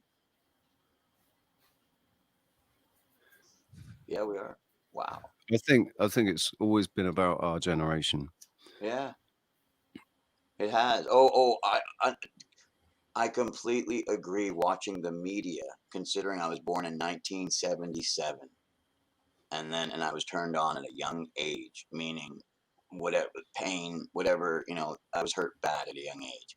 But I loved the sun on my face first and the grass on my feet, and I knew that, and I understood. But I was like 2.5, like 3. I was awake, like, damn, this place is rape.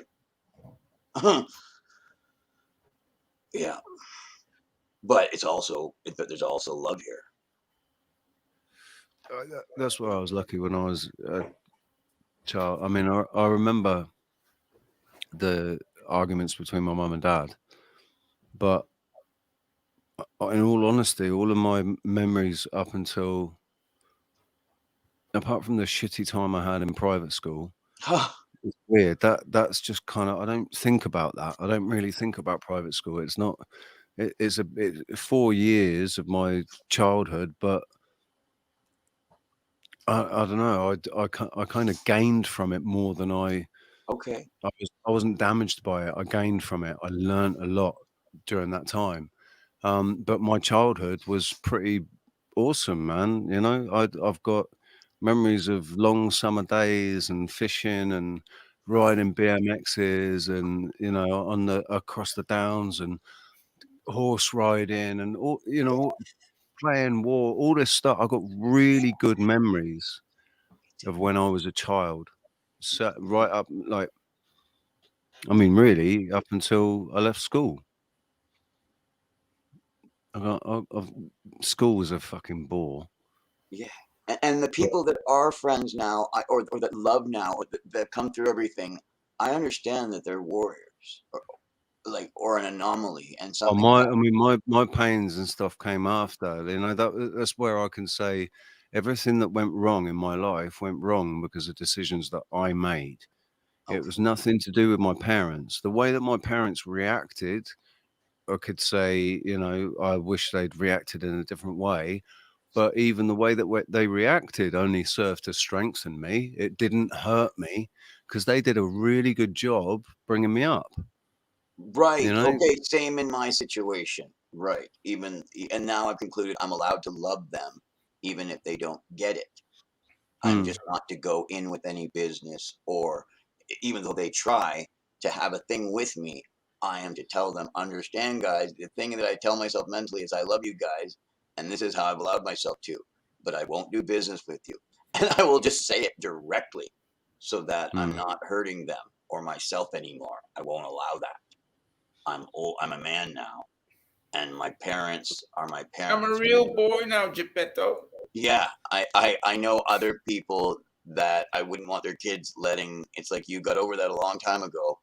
Don't place yourself under that again, because they're not God, and that's what plays on you as a kid. It's like, look, people are different, have different skills, and are different at good things.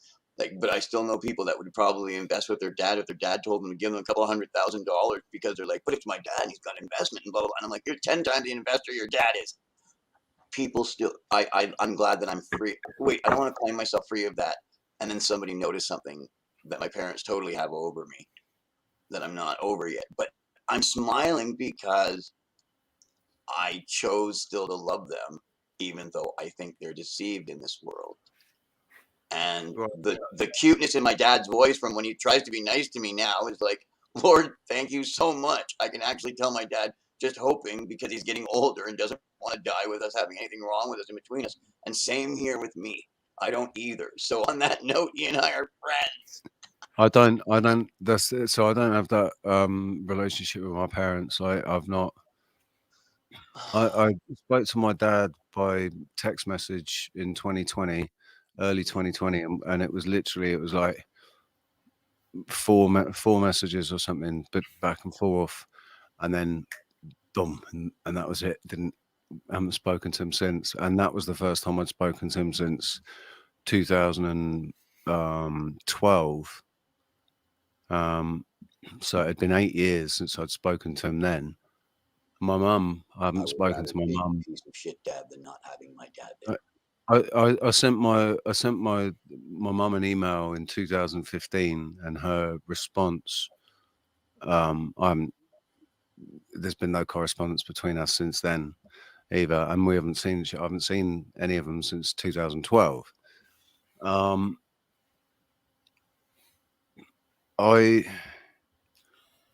It's all about the last 3 years, you know. That's basically why, because we were sort of going to start talking again, and then the pandemic hit, and then, you know, and it all played out the way I knew it was going to play out, and the way we'd been saying on mine and Roxy's channel, this is how it's going to play out, and then they're going to come up with the jibby jabs, and then, you know, and it's all about passports and blah blah blah blah.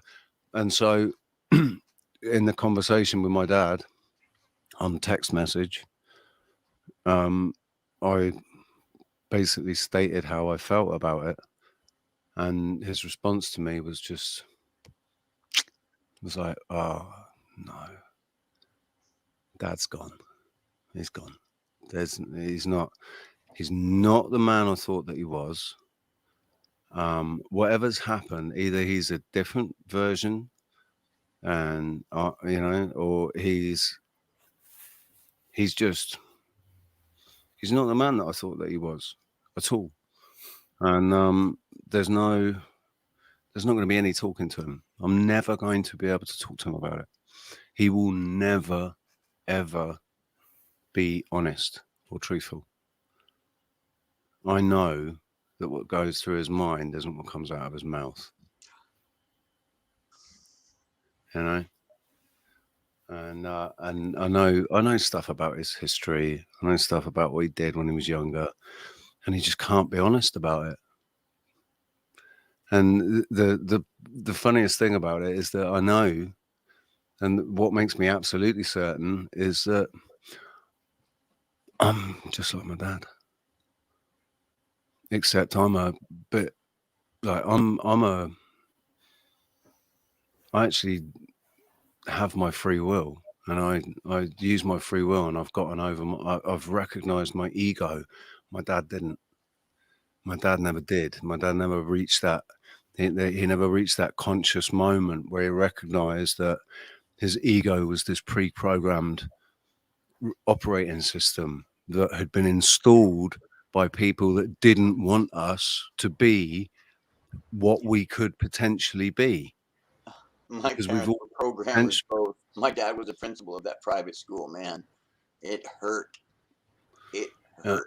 And I'm glad I did not kill myself trying to wipe myself. I'm speaking of the substances I placed in myself in order to wipe, knowing, okay, they're programming me because my dad is the principal and my mom was a teacher, meaning I knew that. And I was like, how much of this can I get rid? You know what I mean? How, like, I mean, you mean like physically knowing? I know the programming. I know I'm being programmed each day, and I'm trying the best I can. And believe me, the marijuana, when I found it, I laughed for half an hour straight because of what a tool it was and what a gift it was in life. And I couldn't believe it existed. And people were calling, people going, "This kid's just laughing." He's just, and how old? It releases a gas. How old were you when you started smoking? I was 13, and I remember thinking to myself, "This is paradise. This is heaven." I have smoked no crack. I have smoked no meth. Like I have marijuana. That they are poison. The other substances, the others will kill you. They'll deaden your soul. I believed. I really did believe the propaganda for a long time, and it was like, oh, it was a gateway. It was a gateway drug. I thought I was frying my brain every time I got high because of how good it felt. I thought I was retarding myself until like a year later. Gateway drug is legal. But the biggest gateway drug is legal, like alcohol. Oh yeah. All of the people that I know that have got cocaine issues with cocaine, not major issues where they're doing it all day, every day, that kind of thing, but people that cannot go a weekend without doing a couple of bags of coke and not smoking it, putting it up their nose. Yeah. It's always because they have a couple of drinks, and then once that starts to take effect, should we get a bag? Yeah, go on, let's get a bag. And they end up getting a bag because I know because that's how I used to live. You know, that was same with me until I got rid of the alcohol. I could not get rid of the chipping at my addiction. You know what I'm saying? Even though after you quit, you come out of jail and you're like, oh wow, and it's like, wait, it's been a year. Why would you even? Because you've been drinking, haven't you? It wasn't. But when I got rid of the drinking, haven't touched it. Haven't become violent and hit somebody. You know what I mean? Like I've dealt with people. You know what I mean? But I haven't hit them. I mean, there was that one guy. Okay, and that was because he sexually assaulted somebody, and I obliterated him, and the cops were like, "We'll deal with this. Don't worry about it. You don't have to go to court for this one." And I was like, "Thank you." But it was completely justified, and there were witnesses that were there that said Morgan had to assault this person. Yeah, you're not the sort of person that goes out and just gets in a fight with somebody because they are obnoxious or arrogant or they rub you up the wrong way or something like that. You're like me. Like the last time I got in a fight was because it wasn't a fight. I knocked the guy out. Like I dealt with it quite quickly. He was drunk for one thing, so that I had an edge on him because he was drunk and I wasn't. But it was only because he was taking swings at the barman in the place where I worked, where I did a 2-hour gig every day, 7 days a week. And they'd been in there and they'd got kicked out because they were drunk and they were taking their pants off and being idiots. So they got kicked out. And then after the gig, I'm walking up and I go to my car and I notice that there's this commotion going on, and I see it's them. They're all having a go at Louis, the barman. And then this lad, I saw him take a swing, and Louis was quite quick and he just ducked back out the way. But something clicked him, I was like, that's it. The only reason he didn't hit him was because Louis was fast enough to back out of the way. If he hadn't been, on the ball, he would have got clocked in the mouth and maybe put on the floor. So that basically, I was like, that's it. Nah, I just went and grabbed the guy, and so I grabbed him by the shoulders and threw him down on the floor. Yeah. And when he came, he went to get up, and I just pointed. I said, "Don't get up, mate. Don't get up." So he comes to get up, and I punch him in the face, and he goes down. Comes to get up the second time, and said, "Don't do it." And he did. So I purposefully, I knew I was going to knock him out, and I knocked him out. And because I just didn't want him getting up again. It's like, just don't bother. I'm going to kick your fucking ass, mate. Stay on the floor. Don't get up. And I knocked him out. Yeah, and then other thing could have been, bud, if you get up, pray I knock you out on the first one. It's like, well, okay, crack, good. I did it well. You see that, mate? I did it well. I didn't hurt him a bit. I saw something out of the corner of my eye, and I turned around, and this guy, he must have weighed about 100 kilos, and he just came in with a sucker punch and caught me on the chin. And I rolled my head and I spun around. And in the time it took me to literally spin around, get up on my feet and ready to face him, the security guard from the bouncer from the bar that we worked in, he'd come and joined in. And by the time I turned around, he'd got the guy in a headlock, and he was just pulverizing his face. And I walked away as this guy, he was running him head first into car doors. Like, just bang, bang. And I think he dented about 4 car doors. Like, down. He went to town on this guy. And me and my missus I said, come on, we're leaving. I don't want to be into that. I don't want to be once you're on the ground, it's like, I did my part. That's it. You don't. Yeah. It's like, I don't hit a man on the ground. It's like, I mean, it was the guy that had hit tap me. You when you're getting up. It's like, no, stay down. I'll tap you. It was the guy that had hit me after I'd knocked his mate out. It was the guy that hit me, and the bouncer went to town on him. And this guy was, like I say, he was about 100 kilos. He was a big lad. He wasn't that tall. He was only about, I don't know, about 5. Must have felt good being such a skinny guy that you are to knock down that much pounds. No, the lad that I knocked down was about the same size as me. This guy, it felt good that this guy sucker punched me. Like, he really caught me on the jaw, but I absorbed it, and I just spun, and in a fluid, I was like a ninja, mate. Fluid motion, just spun round up onto my feet to face him, and it was like, oh, I don't need to do anything. And to be honest with you, I was relieved. I was fucking relieved that the bouncer had turned up and had him in a headlock, like pummeling his face, because I didn't really want to get in a fight with this guy, because it was going to be a lot harder to, he was a big guy, Yeah, dude. I know weird things happen in such. Dude, I managed to actually jump over some 2 guys. I managed to jump over 2 guys. How? Well, adrenaline, I guess. Yeah. I just jumped over them. I still look at their faces like they walked into each other, and I jumped over it. Dude, it was like a cartoon. I'm not making this shit up. You mean like 2 guys came and you jumped up? They tried to block. They came towards me, right?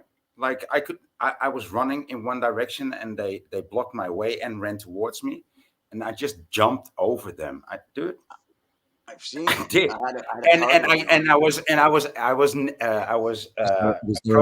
there a Super Mario sound when he did it? They go boing.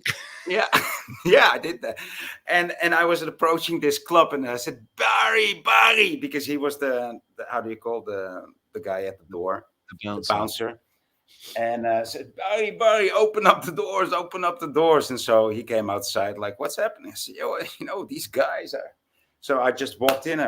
He said, "What happened?" I said, "Well, I was not the only one being attacked. Also my friend. But you know, that's a whole when other story." flight served you well, mate. Like, dude, there are times when it's better just to get the fuck away. because my friend already received a punch, but I didn't notice, and but they got a bit jiggy with me, and so I pushed my friend away. I said, "Run, you know, run, Forrest, run!" And so he ran one way, and I ran the other way. So I thought that would be a good one, and but yeah, so we both survived. But later on, I learned that he already received a punch in the face, but yeah, I hadn't noticed. So yeah, we got out lucky there too. Because there were like it was like 10 guys, you know. There were like experienced fighters. They were like experienced fighters, and you know, we were just, you know, a poet and a musician. Yeah. We're not gonna win this. I know, me too. Do you know the funny thing? Right, there's a Krav Maga gym near me where I walk the dogs. I walk past it every day, and during the pandemic, during the lockdowns, or you know, not lockdowns, but the mandates, the mask mandates, and everything. These lads, you know, they you can tell most of them go to the gym. They stand there looking at themselves in the mirror while they're lifting weights and looking at each other. I know. Imagine that. And I don't get it. I never did. No, I do. I kind of do. I did it for a while. I did it, but this is why I know what they're like, because I've been there. I've been there, and I've been in the, like, stood there looking in the mirror, like, and it isn't all vanity. No, I was gonna say I can understand for doing the form, but I'm checking my form. Okay. And you check your form as well. Yeah. Yeah, there is that as well. Checking your form, making sure your I had shoulders. horrible form, so that would make sense. Right. But the like, there's some that do it for vanity, and there's some. But I think vanity, ultimately, that sort of vanity, is ultimately pure insecurity, because you need to keep checking yourself. Or do I look right? Do I look right? Do I look right? Hey, he looked better than me. The guy doing it, I got to admit. It's like, but and when going to the gym, I was going 6 days a week, doing 2-hour sets, 6 days a week, doing free weights and push-ups and everything at home. But it gets obsessive. You have to obsess over it. Everything, you know, how eating every 4 hours, and all of the it's obsession.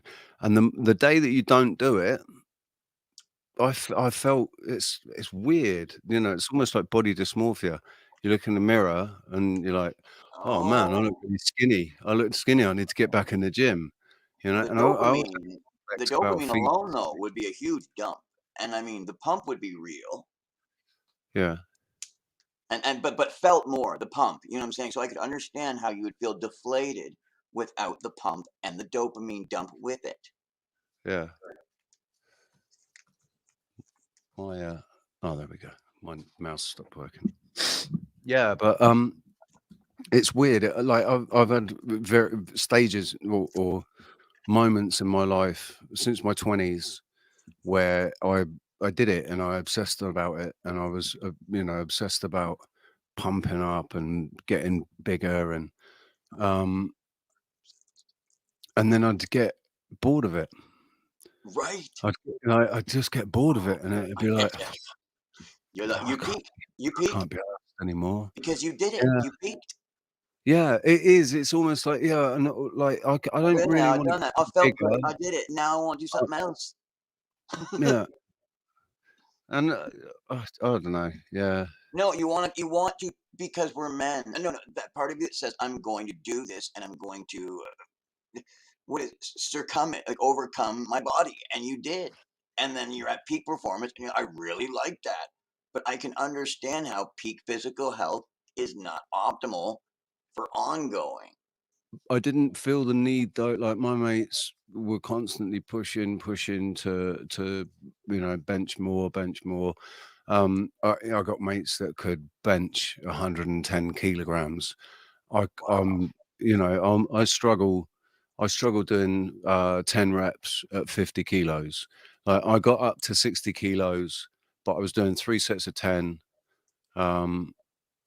And yeah, I bench a pitiful amount, but but when I was younger, that's what I had the bar set at, and I would do it going up and down for treats. I mean, when I was 14, 15, I had the bench there, and when I would go up and down the stairs for drinks and stuff in the fridge, I'd do a rep. Right, it was my routine. I'd lay down and I'd go 1, 2, 3, 4, 5, and I'd do 10 of them, and I'd do that whenever I'd go up and down stairs, and I got a huge chest, huge arm.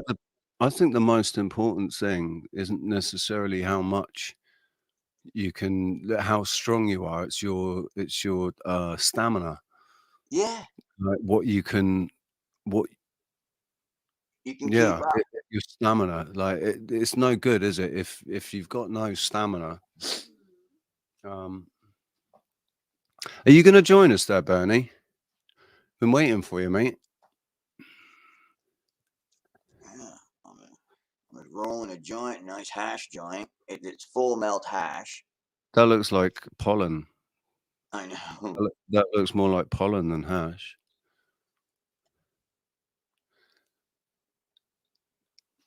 Hey, shall I? I've got pollen on these plants right here. I can show you a fully pollinized plant right here. It's going to be gorgeous. Wham!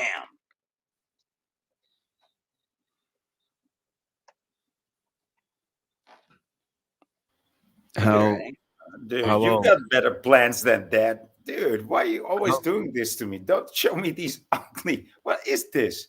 You're always doing this to me. How old are they? Always how many fucking weeks? with my head. A year. Do they not get any sunlight or something? I keep them retarded and inside because I want to make it. I just got the one because I wanted to have it still flower. I wanted to have it still. See, that's why it's so insulting. Inside, it's like during the winter, just for the sake of saying I could do it. How do you do it? With sugar and spice and everything. Yeah. Okay. Bluebells and cocoa shells. Mary Jane. I'll put the link in again for Bernie. How often do you see a guy grow some males and then let them go so you can see what happens? And you can see how it looks like a beautiful flower and all that. Right. So a female can hermaphrodite into a male, but can a male hermaphrodite into a female? A glorious miracle if ever it's happened, Lord. It should happen though, shouldn't it? Really? It does. But 70-30, like to the off sex. Like you'll find it very rarely leaning toward the bud end of the hermaphrodity, the hermaphrodation, the hermaphroditia. Hermaphrodidation.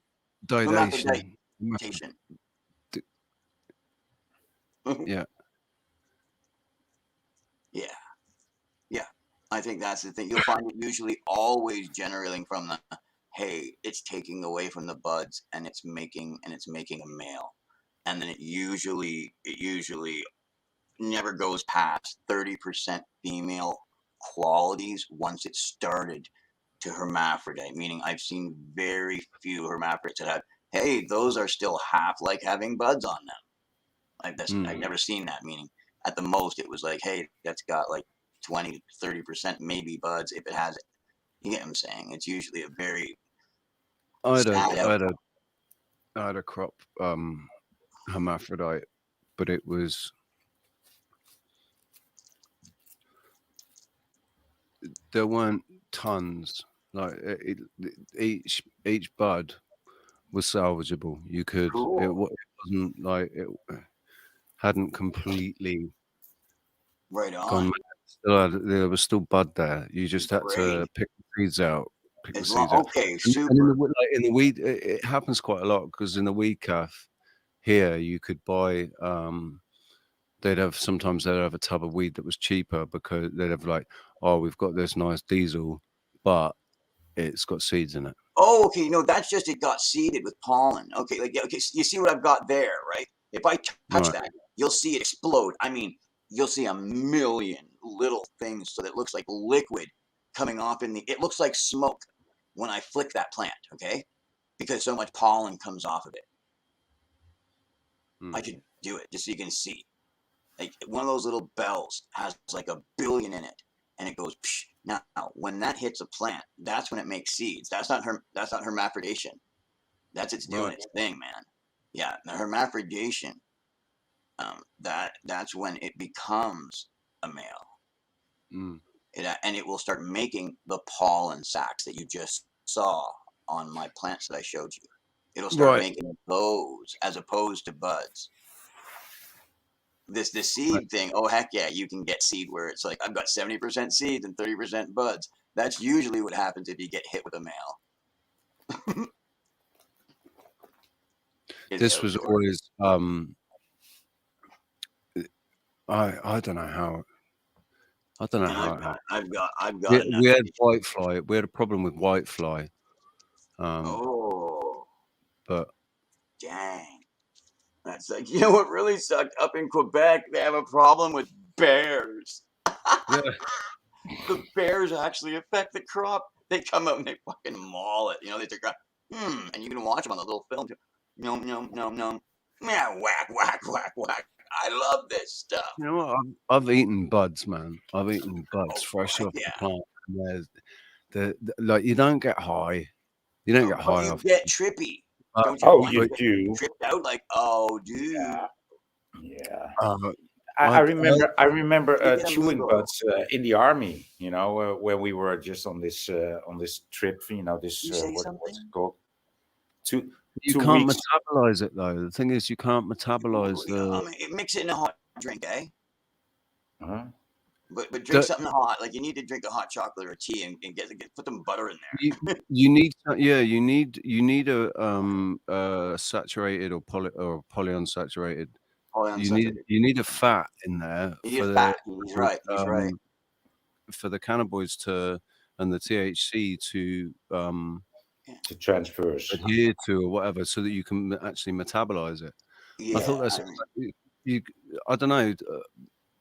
I wonder if and you put butter in it. That's what I do. I mean, but yeah, I've eaten the buds too, like just like yeah, you don't get much of an effect. You feel a little bit. I mean, that's right. But if you we chewed the Afghan, the real good Afghan in 1992, that's different. That's different, dude. That stuff was so smelly, so tasty.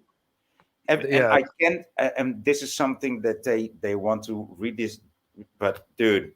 I remember the true Afghan. It was so. It's Kush, isn't it? Afghan is Kush, yeah. But it's what they. I mean, and it was so skunky. It was so nice. Oh yeah. Thing is, I remember. Do you remember back in the 90s? Well, no, it'll be different for you. It'll be completely different for you, boy. In the UK, right? When I started smoking, it was. In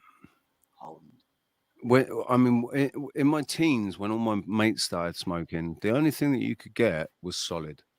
It wasn't even pollen. It was, soap hashish. Bar, the hashish, soap bar, gold bar.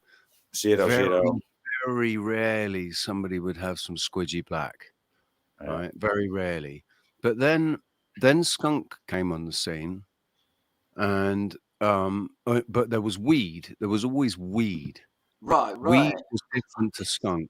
Weed was like much twiggier. There were lots of seeds in weed. There was always seed in weed.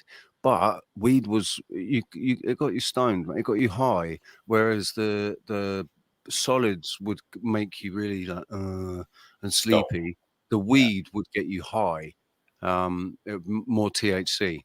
Yeah, because the cannabis is always indica.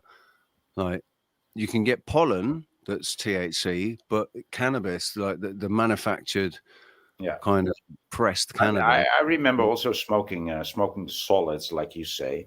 And I remember transit because we would say to these weed smokers, like, yeah, this weed, yeah. Until the weed got so much better, we were like, yeah. It was not like it was never a decision. It was just seeds, like nobody even talked about it. Tasted fucking like shit, didn't they? And they smelt bad. The seeds. Every time when you got a seed in it, it was like, oh, fucking hell. Yeah. But then skunk came along, and like, but it was it wasn't weed, but it wasn't skunk. Or no, it was skunk, and then they started introducing like California big bud and stuff, and it was coming in as massive buds, like we're getting huge. Yeah, all these Jack Harris strains got reintroduced, and yeah, that's right. I remember that. That was early 2000. That was early 2000, right? Well, I guess what my point is. No, I was talking like late 80s. Yeah, but think about all the drugs on the market, all the recreational drugs that are on the market, right? You can basically look at every single drug. The only one that's got stronger and stronger, and and they've worked on it and they've genetically modified it and whatever to make it stronger and stronger is weed. Everything else has got watered down and watered down and watered down, and now what people are buying on the streets is just not like you remember what's being passed off now. It's been passed off as what it was back in the late 90s, when I started, and they're not the same thing. No, it's given the same name, but they're not the same thing, and that happened in sort of early 2000, like more mid 2000. That's when that happened. But when it was no longer the bikers running it, I think exclusively, and it went to the Asian market a bit more. You know what I mean? The pills, the ecstasy, even too. It was, but when it was still the bikers, and you could get the chemicals from them too, and it was like, well, that's where I got it from. It's like they were great, they were potent, like knock you down, stomp on your head, fucking good dope.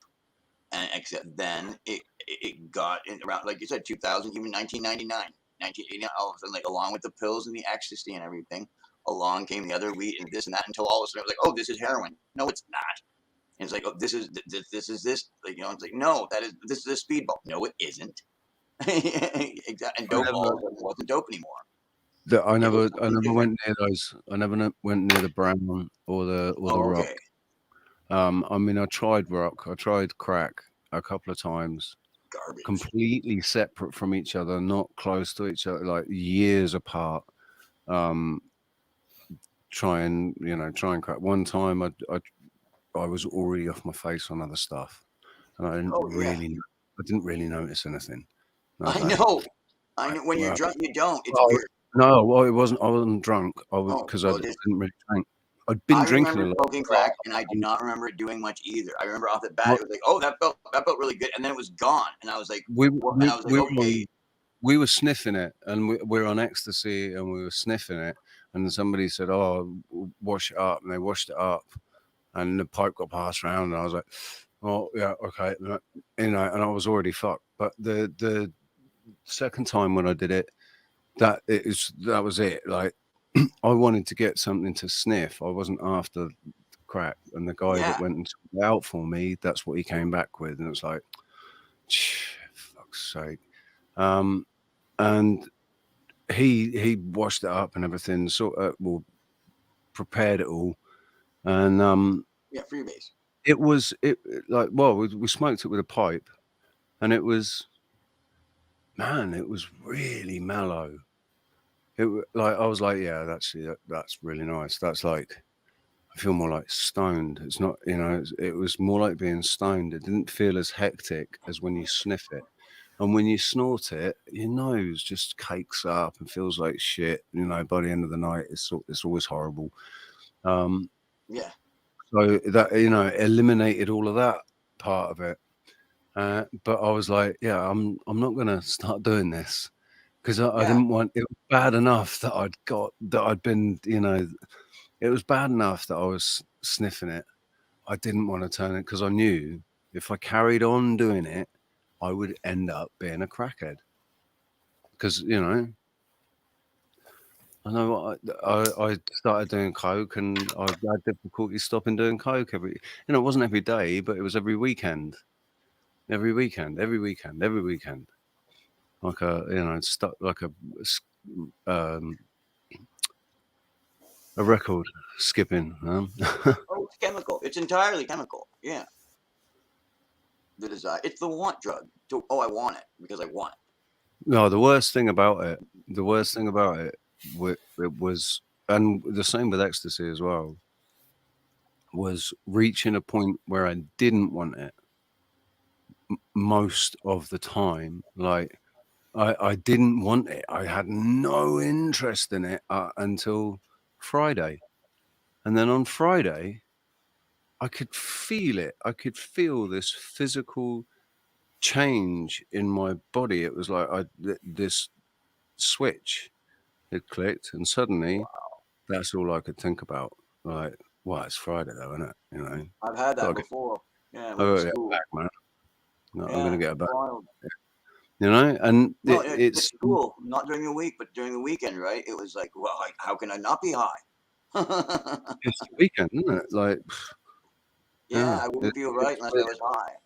But it was weird how, like, on the Thursday and every Saturday, Sunday, Monday, Tuesday, Wednesday, Thursday, I'd be no, absolutely I don't, no, not interested, don't want it, not thinking about it, no desire at all. And on the Friday, click, and I'd justify it.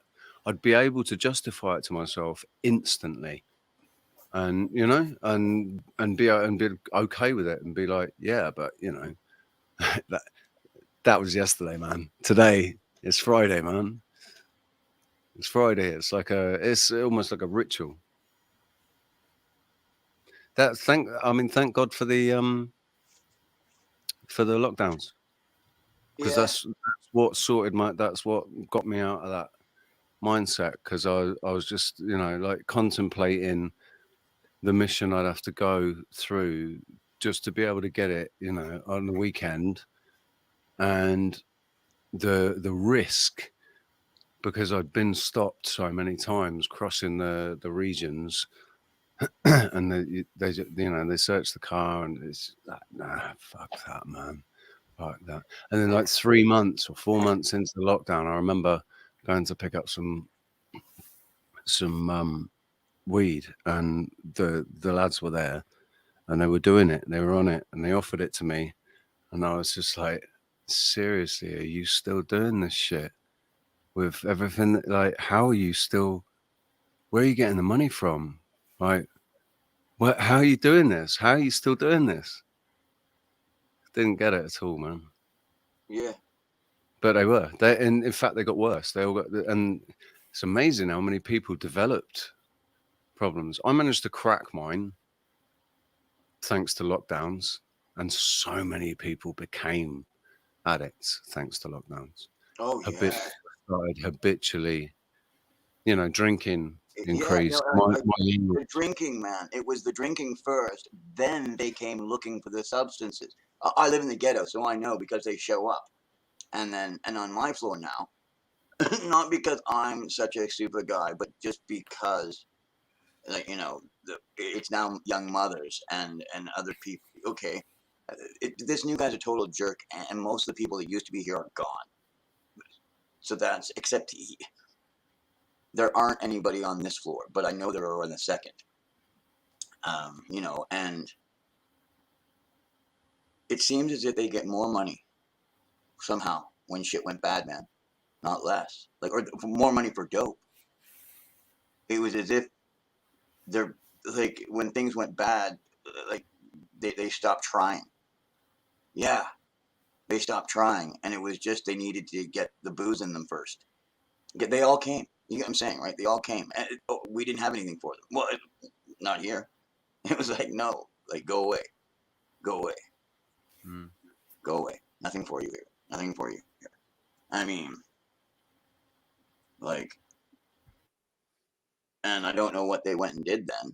I imagine they just kept on looking somewhere else. It's just, yeah, man. When you're on a mission to get it, you're on a mission to get it, aren't you? That's it. Once you've decided, no, I'm going to do this, then nothing. You know, I was 23 before I tried anything else. I'm talking about like I mean like I was 21. other than shrooms, man. Okay, yeah, like shrooms. I mean, I'd have a drink or whatever, but not a lot. Like, and that would just be like sometimes when I was on shrooms, like to enhance a high, not to get drunk. So I mean, yeah, I was like 23, man, and I had like, you know, before I tried anything else, and you know, I mean, I loved weed, and that's the thing too. The other thing, I was in a really bad spot. Now, I'm not justifying. I'm just saying I was in a bad spot, and Weed's good as yeah, and the weed was always better anyway. I was always known. I was always popular. I always had friends too, and I was a desired friend. Meaning, when I was alone, it was because I chose to be, because somebody would have always wanted to be with me. It's like, I mean, you do understand he's got great, even though people enjoyed being with me, but they were like, isn't it great because he does have the best pot?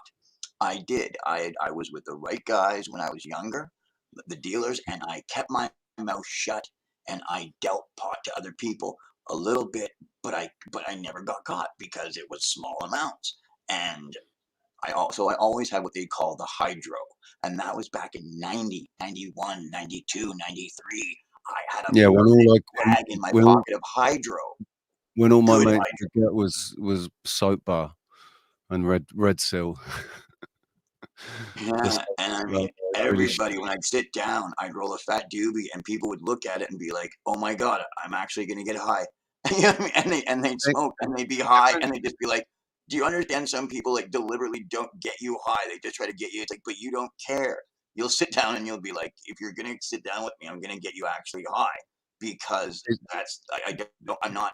It's like, but you sell it too. It's like, yeah, but I mean, that's Do you know what I noticed?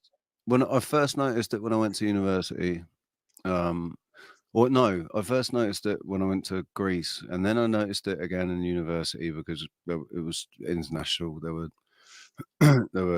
people from different countries there, but particularly Americans. I noticed that Americans skin up different to the British, and this culture of weed, of smoking weed, you know, of how we smoke, it's a little culture in itself.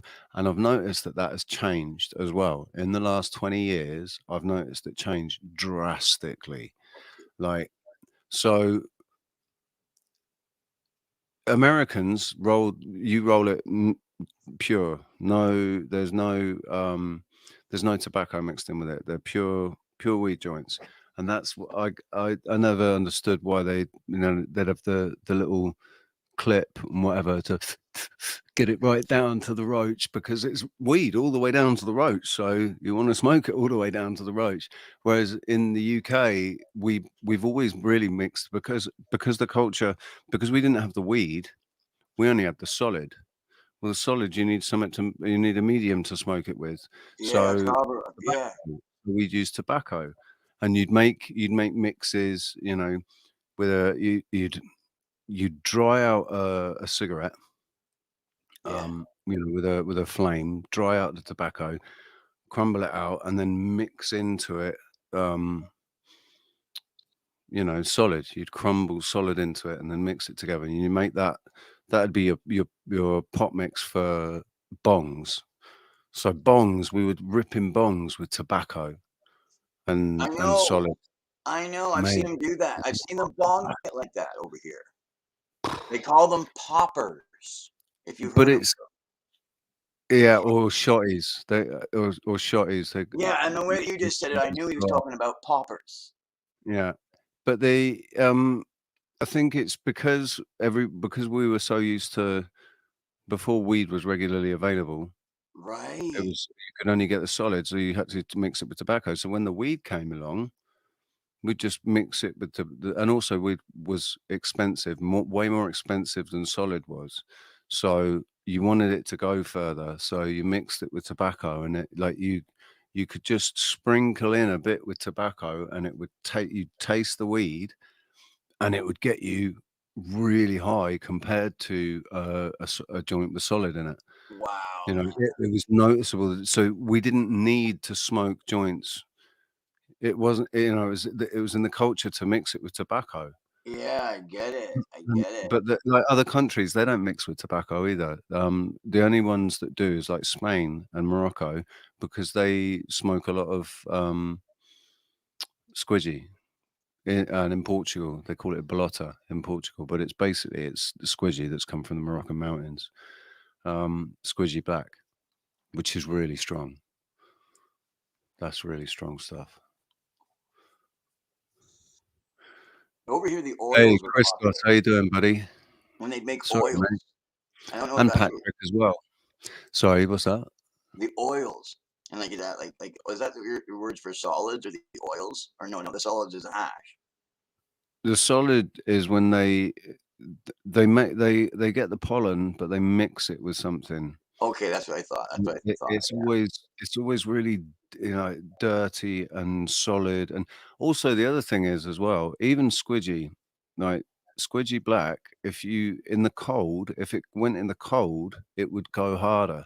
It would be easy to get it squidgy again, but it would go hard. No. That's good. That's good, man. It's supposed to get harder in the cold. Right. I'm pleased. But with this stuff, with like warm it up, and before you joint, you put your lighter on it like this, and you heat it up, and then you crumble it. Yeah. But the soap bar and the red seal and the gold seal that we get in the UK, it wouldn't matter. It was solid anyway. Yeah. Like you couldn't soften it up. You had to either grate it or burn it and crumble it. You heat it up with a lighter and then break bits off and crumble it into the into the tobacco. So, but it was always hard. Wow, man. It's horrible. And they called it soap bar because that's how they smuggled it. It was in bars of soap. Like, you know, a little however much in weight they'd put in there, just in the middle of a bar of soap. Crazy. Wow, man. Oh, see, people over here, they don't understand. Like they're sitting here now with those vaporizers going boom, boom, boom, getting high like so easily. Like, I mean, we could get high before, but I mean, like we really, you had to do shit, man. I remember me and my buddies when we were smoking. Okay, there was a time when over here, let me be honest with you, I forget whether it was like a 9 month or it was not quite a year, but like a 9-month period, all we could get was oils. It was a big fucking deal. We got so good at having the pipes, and the torches, right? I had my own like propane torch with a thing on it that I would start within moments, and I'd have my oils good, man. I would use knives, man, on this propane torch. It just ripped my lungs out. They make really good bongs now, glass bongs with a filament on it. You heat up and then you just get the oil and just tap it on. You get really stoned on that. Oh yeah, man. By the way, brother, while everyone was doing that, when social, right? By myself, I would make these doobies out of tea in order to light it and have it, because it was perfect for taking the oil, like you just said, and dripping it on the hot end of the tea, and it would go right. So I do that right into your lung, woof, woof, and that's how I do drops, like you just said, onto pre-tea. So some people would set a cigarette that they had burned down on a lighted coal, and they drip it on that. But I would just do it right on the lit cigarette. Yeah, no, that's what I'd do it on the. I'd just on the cherry. Drop it on the cherry. It. Okay, so we're both doing the same thing. I would just use tea because of my opposition to tobacco. That's like a shotty. It's like a shotty. So yeah. And do you know why? Because of that song. Sleeping like smoking tea. Dun, dun, dun. Mate, right, the tea thing, when I was in Faro in Portugal, I was up there with my girlfriend at the time, and we went out one night, and I wanted to get some weed, and because I thought there'd be good weed in Faro, and I can always find someone, you know. I've always been able to find someone. I thought all you guys had been going to Bonnie's Hampshire, like shopping in Amsterdam. we went to this bar. Well, at first, I got stopped by this guy who obviously clocked I was a tourist, and he offered me, and I was like, "All right, what have you got?" And he shows me this bag, and it's like the plastic outer plastic of a cigarette packet, the bottom outer plastic of a cigarette packet, but it's filled right up to the top with buds, with big buds, and I'm like, "Ah, how much do you want for that?" 20 euros. Mate, that looks all right. Yeah, go on then. 20 euros. Get 5 steps down the path, and this other guy comes out and says, "Did you just buy weed off that guy?" And I was like, "What are you, a copper?"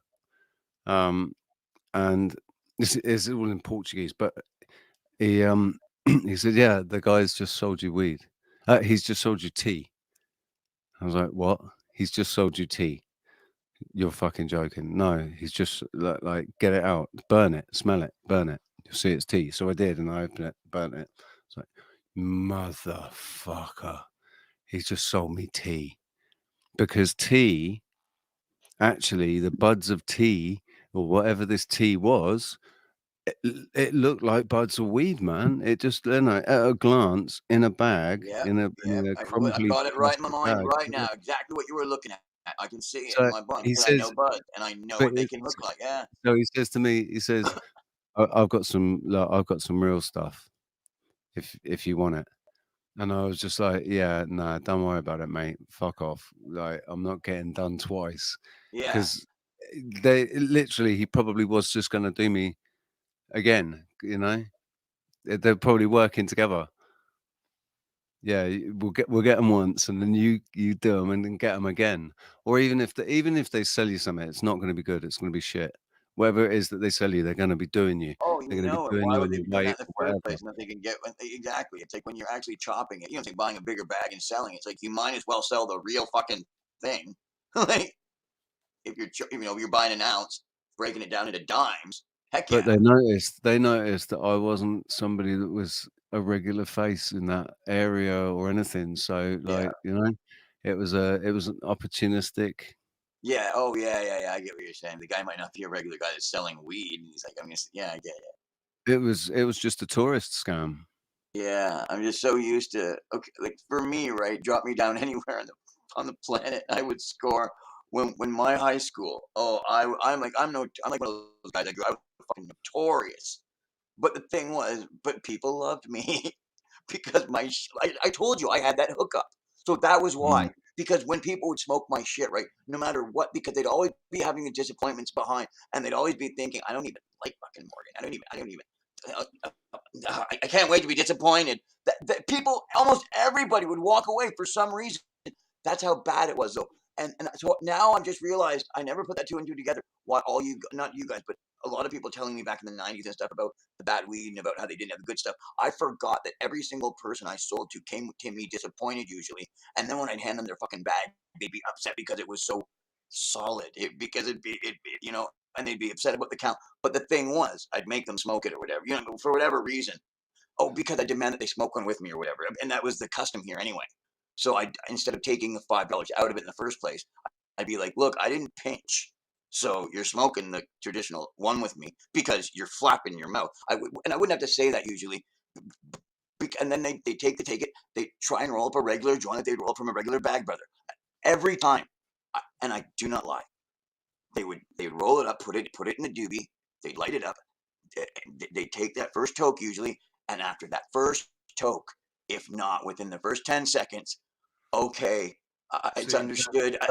They understood all, and they were ecstatic, if not too high, and realizing that they had fucked up because they were so blisteringly high. and then they'd be happier than they'd ever been their whole life.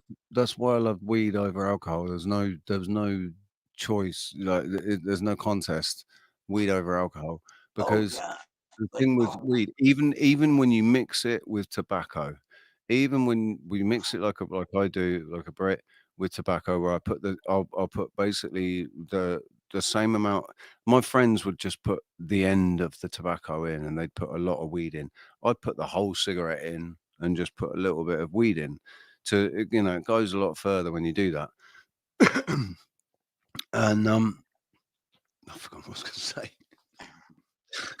You know, if you put a little bit of weed in, it goes a lot further. That's the last thing. No. I don't know what I was going to say. I was just going to start bragging again. How about I'm in a small town. Oh no, that was it. No. It was so alcohol. Yes. Unless you like just neck a couple of whiskeys, or you know, you can get alcohol to act quickly. You can get it to act quickly. If you do that, you just end up getting fucked really quickly. Nobody wants to do that. Like when you want to just chill out, right? So you have one beer, and one beer doesn't really do anything. So you have two beers. Two beers doesn't really do anything. So you'd have a third beer, and you'd start to feel it on the third beer. With a joint, you roll up a joint, you take one toke, take it in, hold it. By the time you exhale, you're feeling it. You can feel, you know straight away if it's good weed or if it's bad weed. Straight away, you know. Like when you pop pills, you wouldn't really know until you came up on the pill if it was going to be a dud or not. You know, if it was any good. You don't. So it'd be like 20 minutes, half an hour. Sometimes you come up in like 10 minutes, but it was, you know, you'd have to. But weed, the first toke, you feel it straight away, and if you Let don't, me see if I've got the lyrics right. If Just one token make me flow, make life float away. Just one token make me flow. Just one token make me die. I like that it's spiked with pain, and music is my aeroplane. It's my aeroplane. Letters spiked with pain. Wow, wow, wow, wow, wow. That motherfucker's always spiked with pain. Looking in my mirror, hey Lord, I can see someone better smack me before I start to rust, before I start to disappear. Yes, mate. I haven't had that for ages. That was a weird album when it came out. I got it for Christmas. I got that album for Christmas. Oh, brother. The year that it came out. The year it came out, because I asked for it. And it was. Yeah, that was the best. The energy, brother. The energy of the Chili Peppers. And boom, boom, boom, boom, boom, Flea on the bass. Boom, boom, boom, boom, boom. What was it? My friends are so depressed. I feel the question of your loneliness. Confide, 'cause I'll be on your side. You know I will. My love for you so real. What was the album called? That's not even Blood Sugar Sex Magic, man. Is that Catholic High School? No, that was the album after. That was the album after Blood Sugar Sex Magic. Or it might have actually been after. It might have been the second album after Blood Sugar Sex Magic. Yeah, you're right. It was. It had a red cover, and it was like a drawing on the front of it. It was like an illustration on it. Brother, I cannot believe that it is. I think it was it called My Friends? The album. That makes sense. That makes sense. I was oh my God.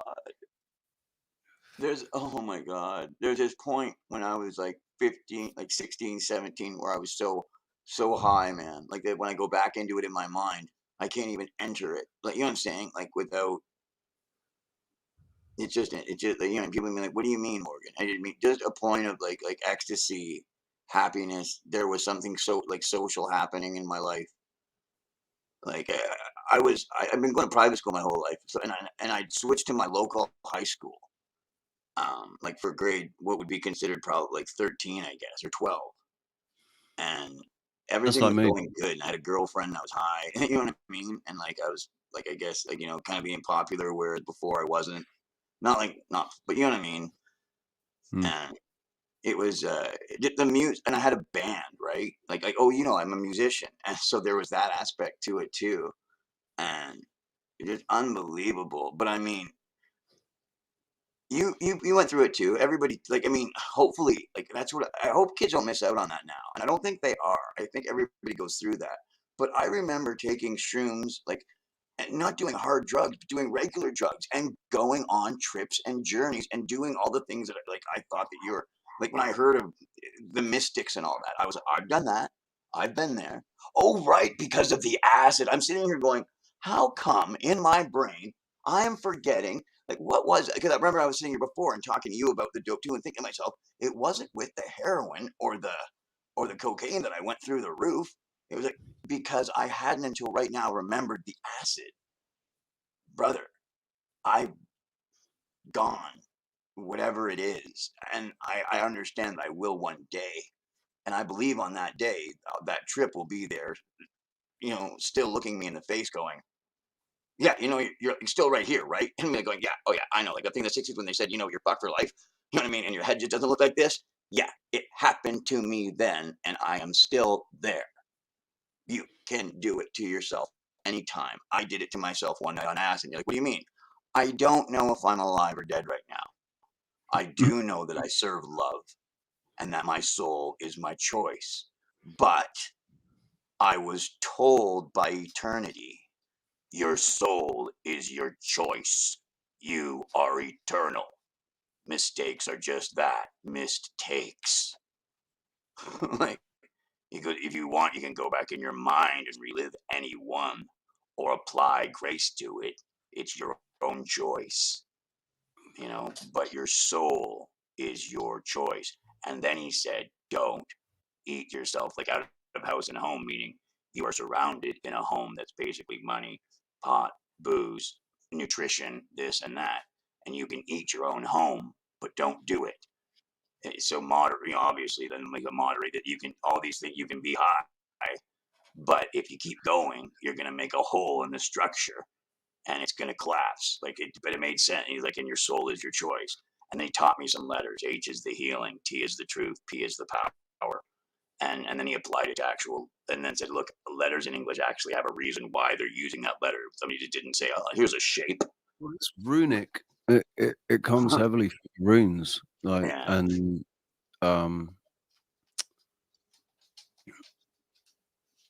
I'd experience truth when I would take a drug or I'd say it was shit. And they'd be, what do you mean? I go, well, getting high for me when I was 15 and 16, I would take a drug and I would experience truth. I mean, yeah, sure, there'd be a physical body and there'd be like a pleasure feeling, but it would be how much truth that experience would use me for me. I'd go getting high.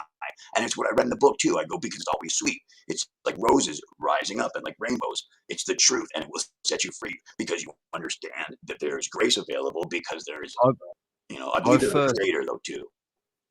I first tried marijuana when I was like 18 or something, 17, 18, and I enjoyed it. And I used to go around my mate's house and we'd do bongs and we'd do milkshakes, like with frozen glasses and stuff. And we'd get really high and we'd spend the night. I can't remember exactly what it was that we would be talking about, but whatever it was, we'd literally take the universe apart and put it back together again, and everything would be so clear, so crystal clear at the time. But then, you know, you go to bed and you go to sleep and you'd wake up with a hash hangover and it'd be like, very hermetically sound. And it was all in distance, like, and you can't really remember everything that you can if you think about it, but male and female, you can't remember this connection and this clarity that you had when you were, you know, when we were high and talking. But yeah, you still there, boy? And you're connected to each other through the plant. I mean, I believe that you're connected to each other because I believe the mind has frequencies that go like this. like, you know, literally, and they're like, and if it's a wave, I I'm not sure, but think it goes. some people are like this though. I think some people's mind frequencies are more Yeah. sort of jaggedy, you Yeah. know.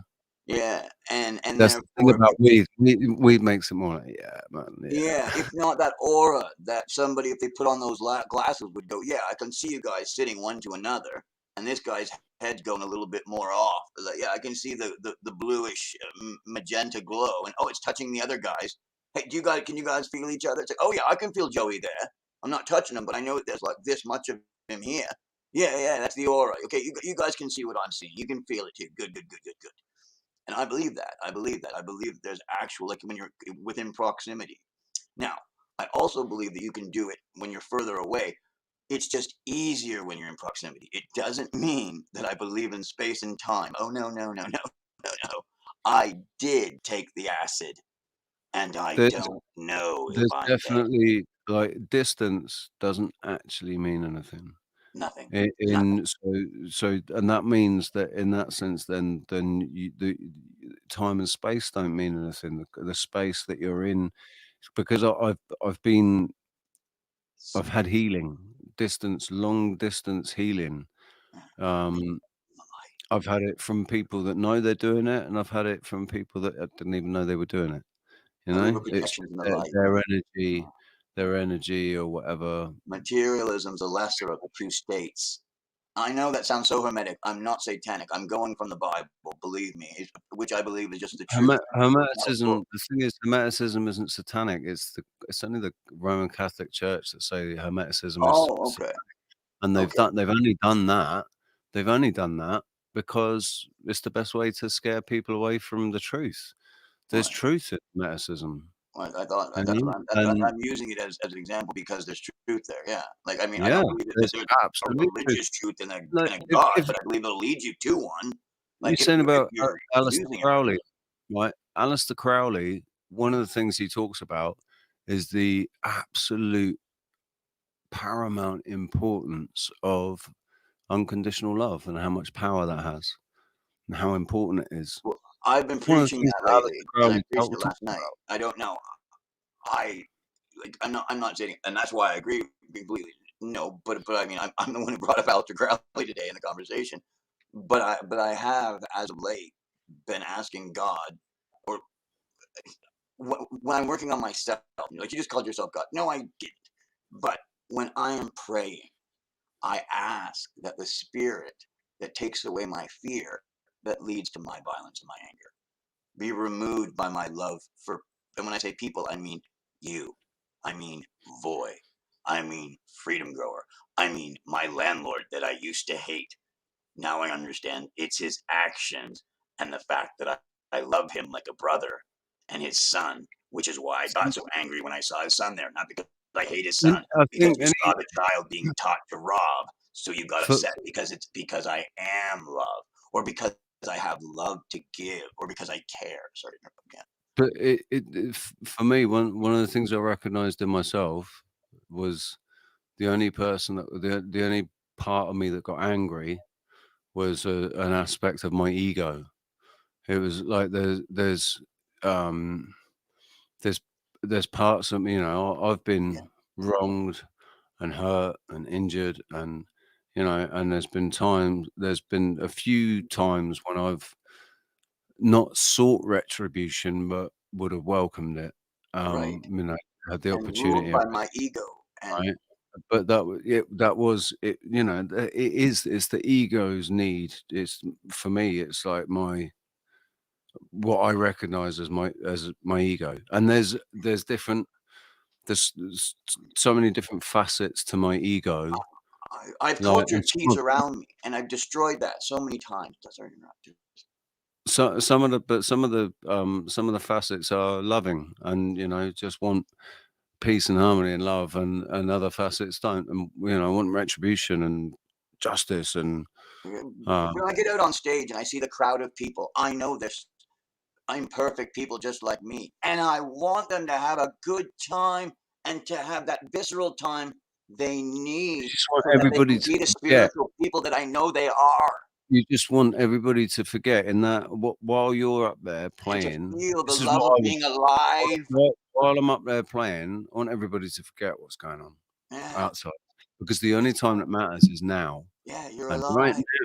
Right now, everybody can be connected, and you know, the if it's good music. And if I didn't care about you, I wouldn't be doing what I'm doing or singing. It's like, and you're like, but I can hear you. I can, because you can feel me.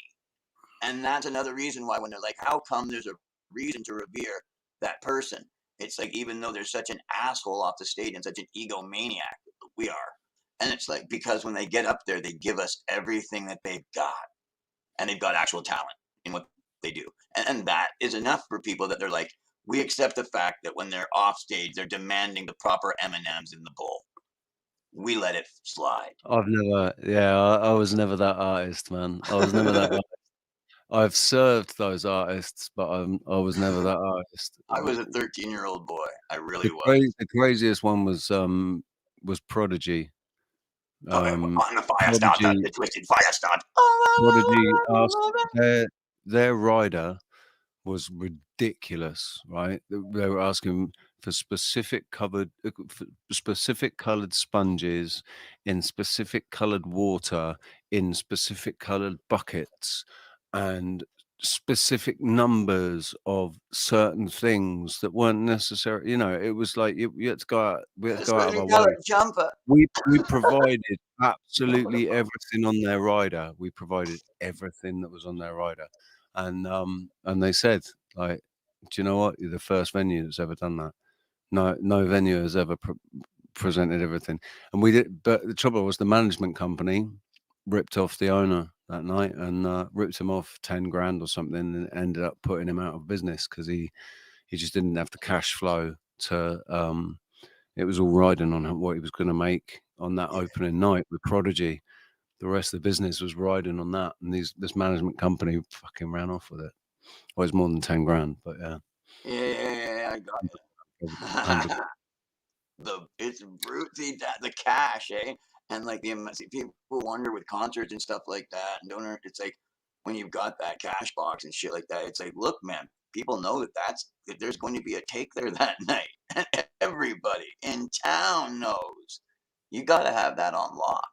Meaning, you need something. Oh no, but this was the management company. They pulled a fast one. Oh, the management company basically, yeah, and said that we basically didn't make a profit that night. We hadn't made a profit that night. But I was working on the bar, right? I was a supervisor for one of the bar areas, and our bars were only serving soft drinks. We weren't even serving alcohol. We didn't have a license to serve alcohol, right? So, but we opened and said, it's all right. Everybody's going to be pilling their tits off. Nobody wants alcohol when they're on pills, man. They want a bottle of water or a really nice milkshake or an ice cream or, you know, stuff like that. So that's what we were serving. But the markup on them, you know, it was like 600%, 700% markup on the soft drinks.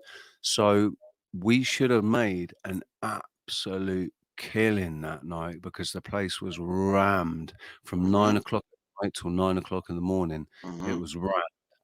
And yeah, the management company basically, they just disappeared, and they literally disappeared with the cash box. By name and everything, like they are gone. I mean, they have this planned out, like you said before, and they hit delete before they even left town or whatever. That's wild. But the thing is, because they'd done it before, like it looks like they knew what they're doing. If they can, it was a bastard day, man. It was like one of those. It was one of those moments in my life that I feel like I felt it was personal. Yeah. You know, it was like, you motherfuckers. I had my plan. My plan was set with this. I was gonna, you know, work with this guy. We were gonna get this club up and going, and then I was gonna go into the club industry, you know, and get. I don't know exactly where it was gonna go, but I was gonna get into the music industry, but on the club side, and and this company, these guys doing that put Martin out of business and meant that it just all went down the toilet, man. All went down the toilet. I was like 18, 19 years old. And that devastating when you're starting out. And it's like the world is not supposed to be like that. I did what I was supposed to do. I'm doing the work. You know what I mean? I've got the vision. And I put everything on the line for it as well, man. And then they come in and show you what the world's all about, and it's like, holy crap! Don't tell me that that's really how it is. Yeah, kid, they'll rob you if they can. It's a shit place. It's a dog eat dog.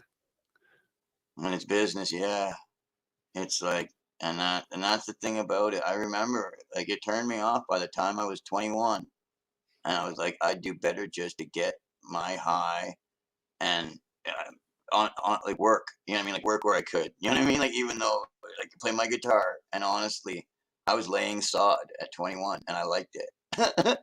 Dude, at 21, 22, that was when 21. That's when I guitar in the realized, club, and during the day I'd be playing I sod. realized Outside though. I decided to leave the UK. Flew out to Greece, and it was like, well, if I can do anything, I can just like if there's no work, I take my guitar and I can busk. That's what I did. And whatever.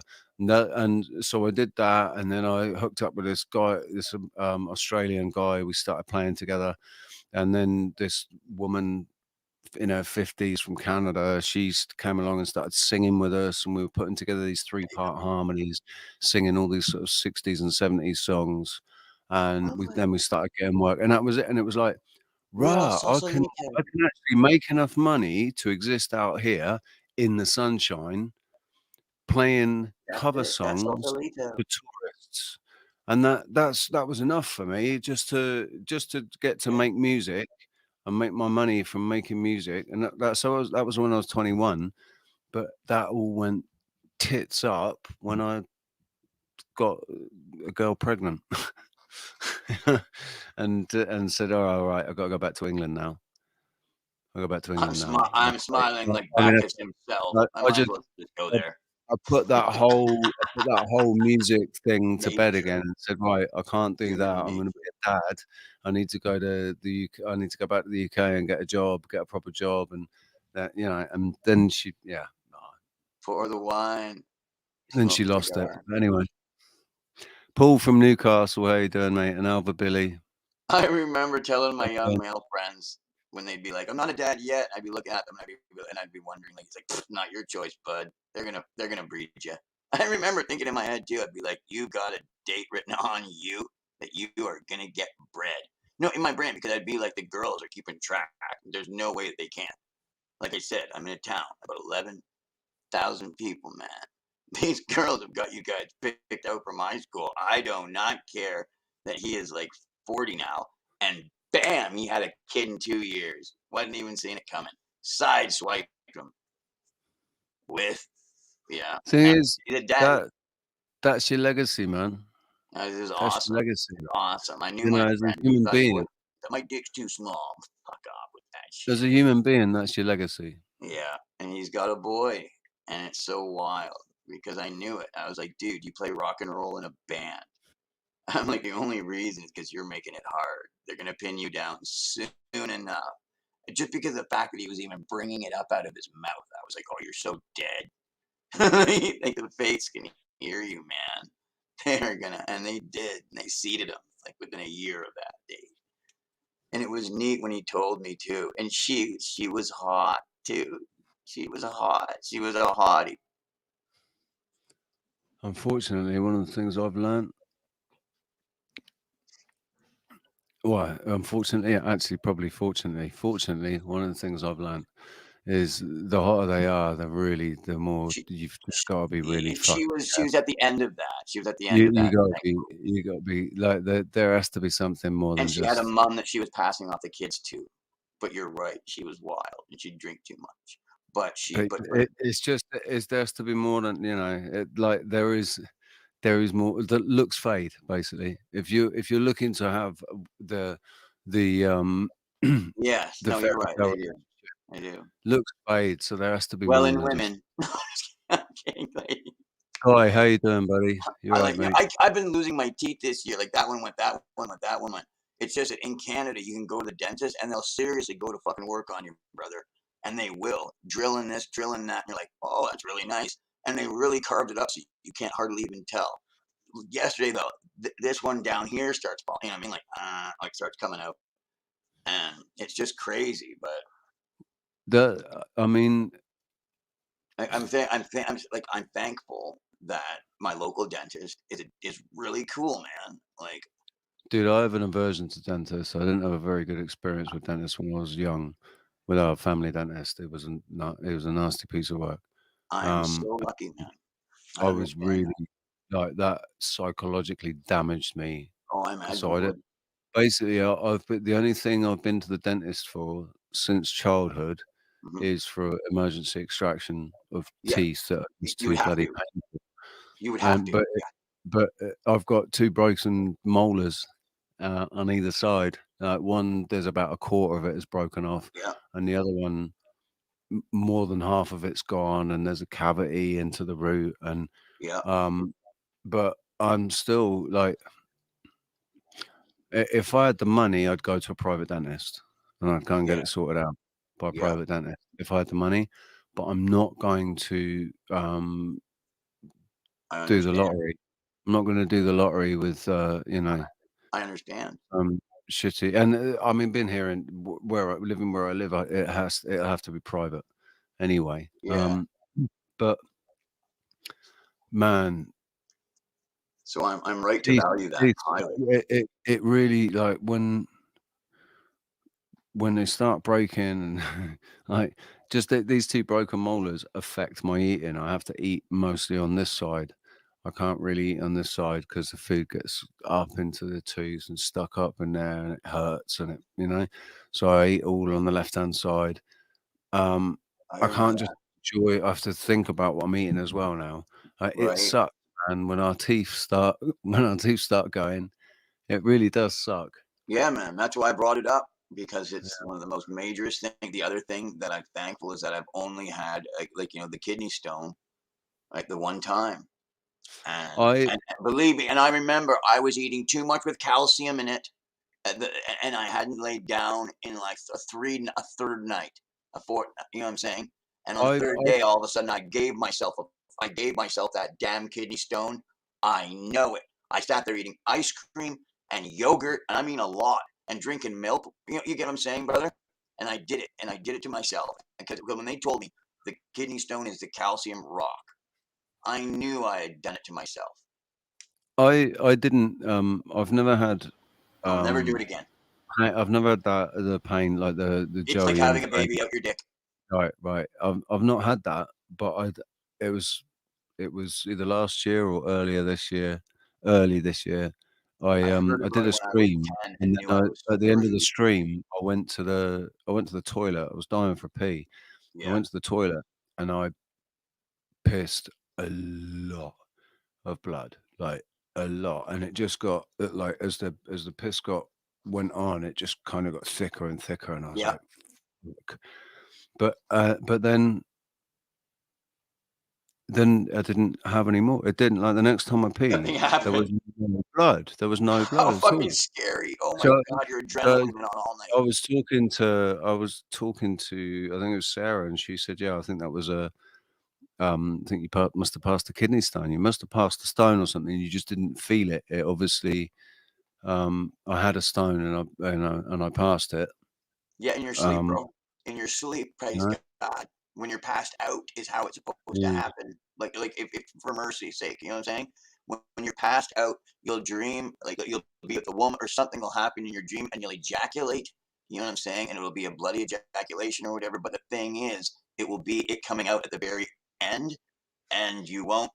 You'll think you just had a wet dream, and you reach down and it's blood. Praise God, and it means that you felt the labor, which could have been up to like 3-4 hours while you were sleeping.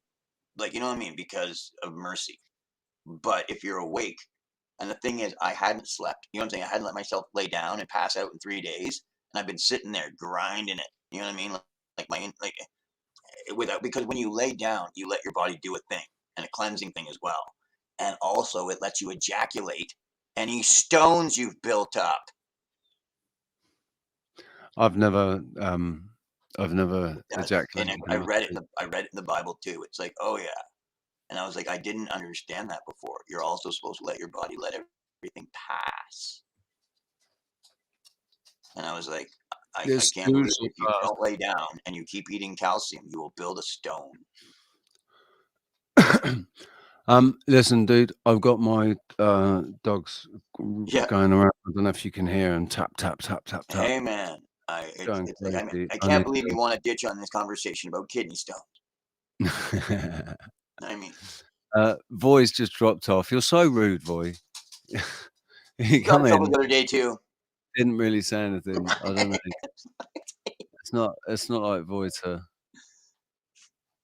I mean, I'm endeared toward Voy because of his patience, and he won't go along with your lies. Oh, look at that! Bernie finally shows up, dude. You're on mute. Bernie's here. I was just about to wrap up because I got It's 11:11 now. Make a wish. Crazy. Or it was 2 minutes ago. How you doing, man? Doing all right. What do you mean? He's making gold, man. He's making gold. You're making gold. I figured I would just pop in at the end to say hello and just good day. And I'm just putting together bits of science stream where I might go live myself here in a little bit. Yeah. Sorry. It's Canada. It's the new year.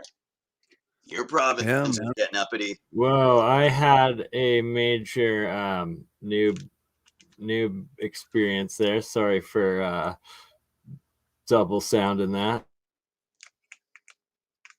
What do you mean? I had the YouTube playing in the background, so it was like giving an echo there for a minute. It was. You know what? I couldn't hear that. Oh, nice. Okay, it actually blocked it out for. That's good to know. That's some good AI right there.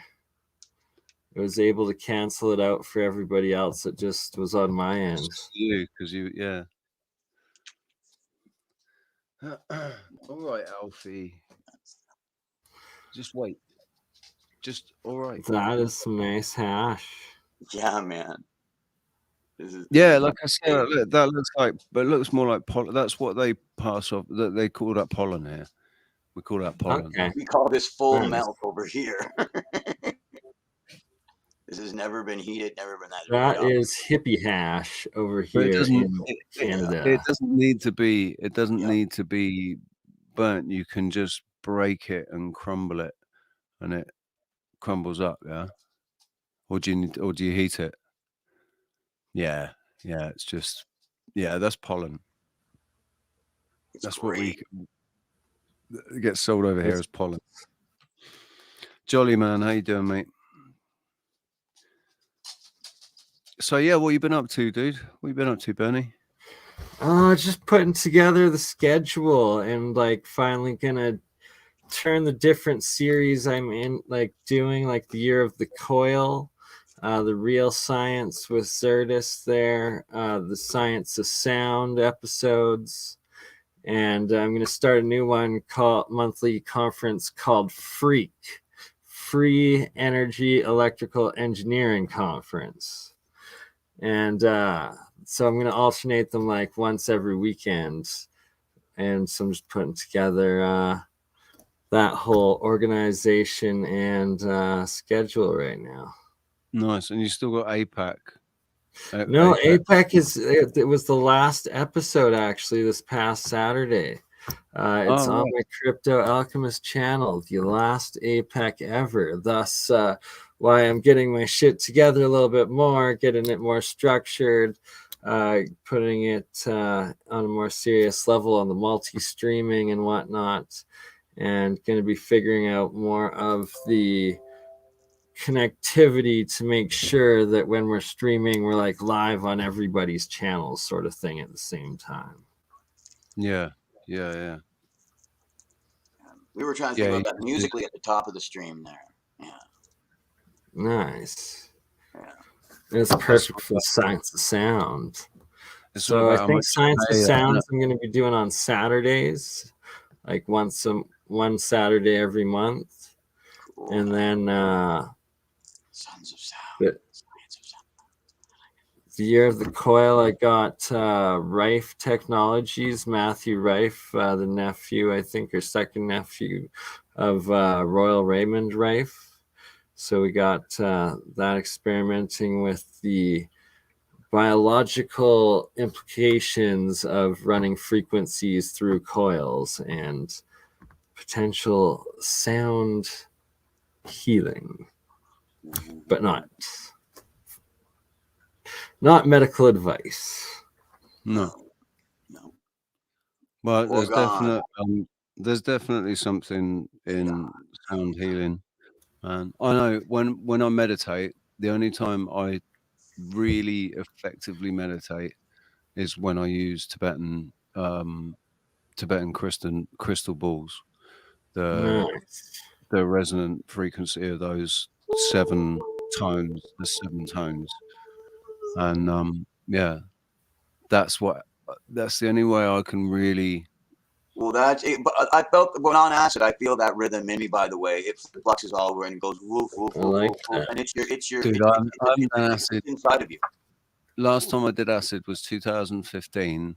And I'll tell you what, man, it was the best experience because of what I actually took from it, what I learned from that experience. I went to hell, and I spent about 4 hours or so in hell. Yeah. But you got to go to hell to appreciate heaven, and if you work your way out of hell, then so I was crying, right? I was crying, and I was chastising myself. I kept because I felt that I'd done too much, and I didn't know how I was going to get back to my body. What I took from the experience was, this is me. This is me. My consciousness. This is me. And my body, my ego, and my body is off its tits right now on acid, sat on the bed. Me, the real me, like is here. The consciousness is here, and I'm in a perception of hell, and I was feeling that all the people that were around, it was all of their anxiety and all of their pain and all of their anguish, because 2015 things were shit, man. People are pretending. People have been pretending for so long that life is actually okay. It didn't. All right, yeah. The pandemic. I know really where you went. Brought it all to a head. This is wild, man. I just picked up on it, brother. I remember when that was happening in 2005. By the way, the owner of my music store, Phil, as well, came to me after the evening when he thought he died, had a heart attack, and he said, "Morgan, everything got surreal last night, and it hasn't stopped. Everything everybody says is what I think is going on in my mind, and then they will confirm that when they begin to speak, and it hasn't stopped yet, even now, because I've experienced, and I know that, I was able to just help him and be able to go, I will break that now, even though I know what I'm saying right now is part of it. But that's because I'm a shrink, like, you know what I mean, for that. And I've done enough acid to be able to help someone in that situation going, so everything I say is something that you're thinking next. Let me first tell you that I care about you as a person. And you're not just nothing floating in nothingness. Because if that were true, this moment right now wouldn't be real, and it is. And you have to take them and try and get their soul to drop. Like, just so that they can understand for a moment, this isn't part of that scariness, because they're cared about, and everything is real, and their fear, you have to validate it for them. The only thing that I was scared of in that moment, the only thing that I was actually scared of was I didn't know what the time was.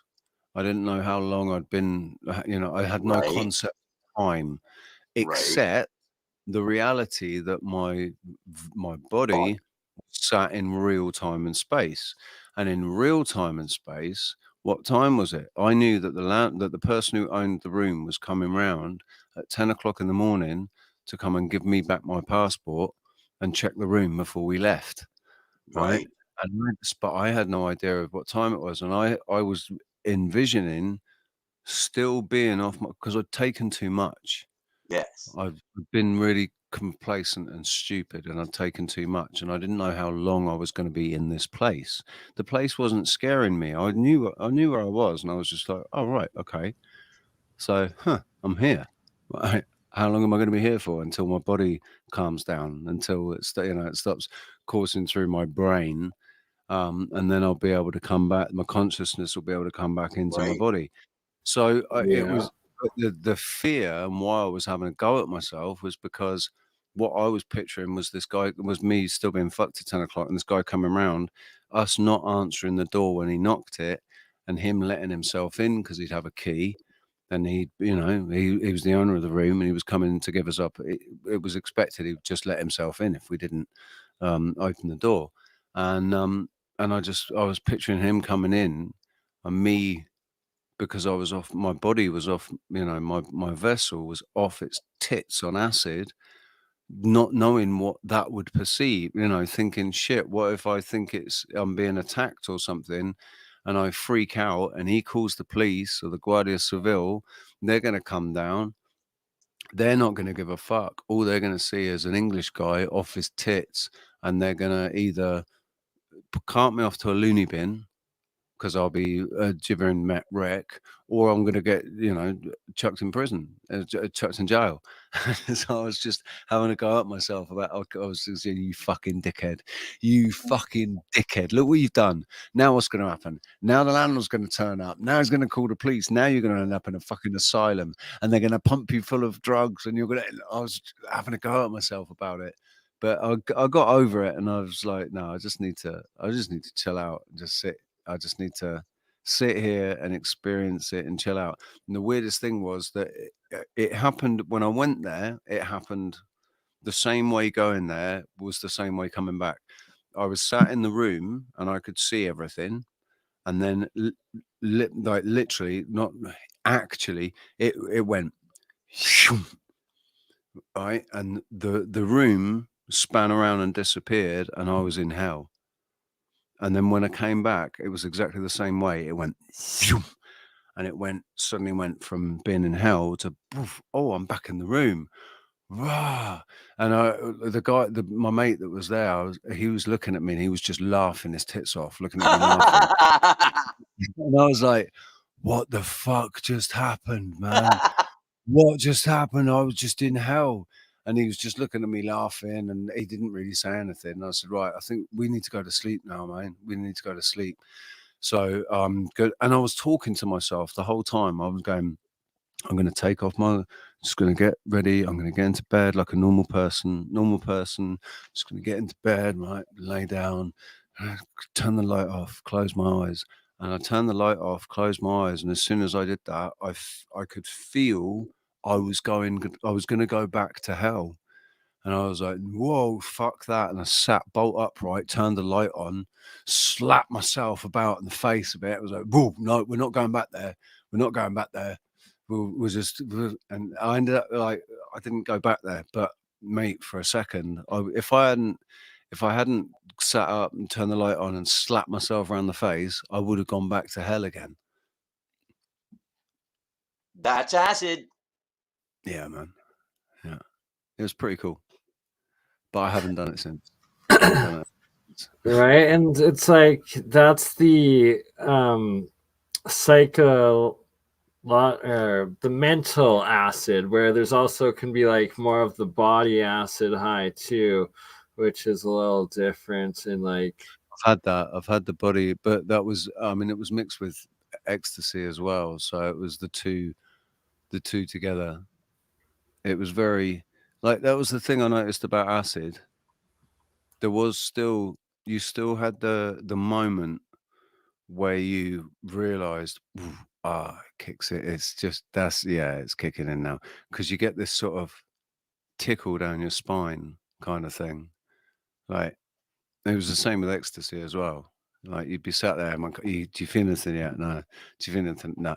Oh, hang on. Yeah, man. I'm coming up now. Somebody put a tune on, and you get, bounce out of the chair, start dancing, and that's it. Boom. And come up. And just for sake of disclaimer, I'm not advocating for any drug use. Your body is your own. Do what you want. It's up to you. It's your choice. And we've got Christos. All right, mate, with his beret. Hey, peace to you, Rich. How you doing, Hello, man? Morgan, and Hey, then bro. a peace to you, Burn Eye. I really like the vibe, everything in your background, very cool. Oh, dude, that's his artwork. Bernie's really Bernie's cool. a really good. He's a really good a really Oh, talented artist. that's even cooler if that's his art that he's made. Wow. Yeah. I Well, you was hopping see, the in and paint. Not all the paintings are of me that I did specifically. I had a lot of them done for me, where I like gave the artists the ideas, and they like did it for contract, I guess. you commissioned work, right? Commission. There we go. That's the word. Right, cool. That's the word. Yes, sir. But then I combine it onto the clothing and the digital artwork, which I need to be doing more of these days. Awesome. Do you have like an Instagram page or something where you post your art? I need to put art on my Instagram. That would be cool. Yeah, it's kind of a bit of a mix, but I definitely should get on that. You should do one that's dedicated to your art, man. Yeah. Yes, there we go. If you would have had an Instagram right now, I would have checked it out. You see, I'm writing down my to-do list right now, so we got some art.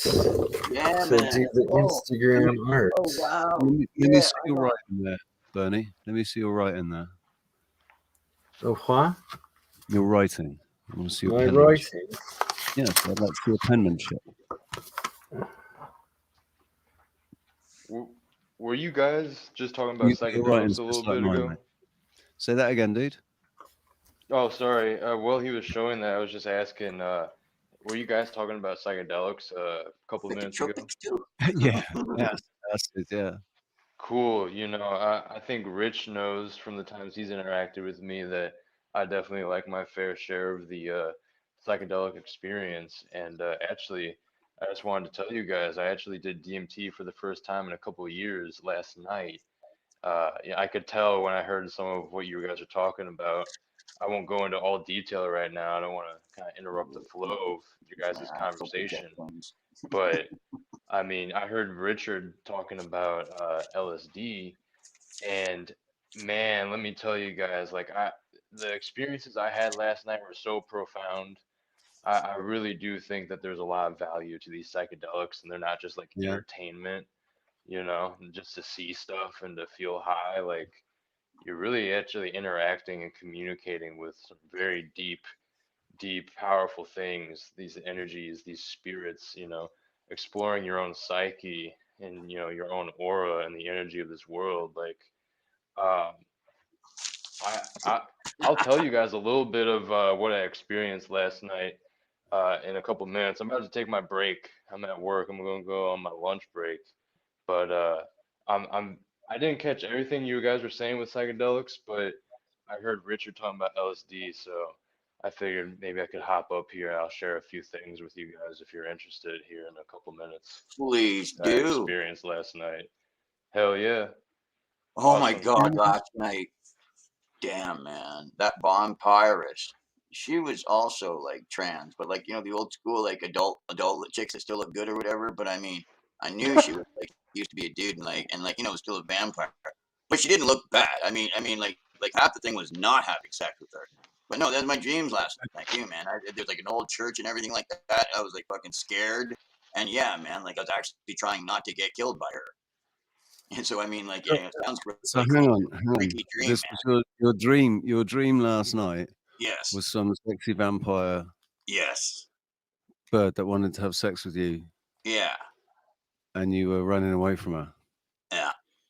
So she was a succubus.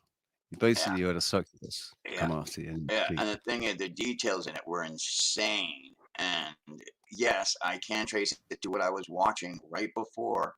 Like, you know what I mean? Like on the internet, when I looked through the things I was watching, it made a perfect cauldron of all the elements to make this dream. And when I woke up, yes, I was scared, and yes, it took me like an hour to accumulate to this place again. And right, so that's I right. was That's scared in the interesting. dream. You I was said that. genuinely scared. It's interesting you said that, right? Because it's exactly that, right? The ingredients that went in the cauldron of our consciousness when we took the acid, and what we were doing when we took the acid and we started coming up on the acid. That's why I went to hell. Yeah. Right. And before I went there, I'm sat by the window and there were demons outside the window, and I Yeah. could hear them chittering, and I could see, like in my mind's eye, I could see Wow. them actually up at the window. They were pulled up. actually looking in, all looking in, right? But every time I looked, they were gone. So I never actually saw them. It was just in my mind's eye and my peripheral vision Wow. what I Ooh, was seeing, yeah. right? The And then peripherals. it was all peripheral. I could see these demons in my peripheral vision, but when I looked, there was nothing there. And when I looked outside, there was nothing outside. I couldn't see it. It was only in the peripheral. And then, and I went to hell. But it's all because we were sat there watching David Icke, and he was talking about lizards, and I was talking about ayahuasca, and how when you take ayahuasca, one of the things that can happen is you face your demons. Yeah. So we were talking about facing our demons and all of this, and there you go. Then the demons start turning up outside, and then I go to hell, and it was, what book's that? Read what was it? What's it called? Jinn. And Jinn there's the Warriors. mask. Jinn Warriors. Whoa. Have you seen 3,000 Years of Longing? Oh, now I'm gonna remember it, and I'll probably type it in the old search bar. 3,000 Years of Longing. What would I know it as? Or Well, that's what it's called. J Dreamers did a breakdown of it last week, I think, or the week before, and it's about this woman that goes to Morocco, and she buys a vase, and when she gets back, she's cleaning the vase, and a genie pops out, and right, he's a genie or jinn. right. So and it's all about his story as a jinn, and it's like her character. Yep, I'm listening. It's about her character and his story. It's not so much her story. She's just Yeah, I can't remember what her name is. She's quite, she's well known, the actress that played yeah, it. But yeah, it was quite a good story. They end up, it's weird. The ending's weird. She sets him free, and he comes back to visit her. And they are, they're lovers, but yeah, she sets him free. Basically, she gives him his freedom, because the whole time he got locked in this bottle, and the only way he could get free yeah. would be to grant the 3 wishes of Right. their heart's desire. Oh, wild. Interesting. Talking about the gin, and I'll get into this in a second, once I step out of the building, but I experienced something that had to do with the gin last night. They're the genie in the bottle archetype. When I smoked DMT, both times, especially the second time, I felt like I let the genie out the bottle. I felt like I archetypally did the whole Pandora's box thing. And Smoking the DMT is very intense. It's a very, yes, very intense, Yeah. and it's much shorter lived as well, isn't it? When you smoke it, hmm it's only like half an hour If tops, not isn't it? 15. Yeah. Yeah, that's Right. what But it's it can Yeah. seem like forever when you're there. Yeah. But there's a lot of colors, isn't there? When you smoke it, there's a lot of color. Like you have to, the first time you do it, you're just kind of lost in colors. Yeah. You're not fucked up though. So like literally, you're not messed up. You can still think. No. Well, it depends how Your much perception's you do. completely changed. Like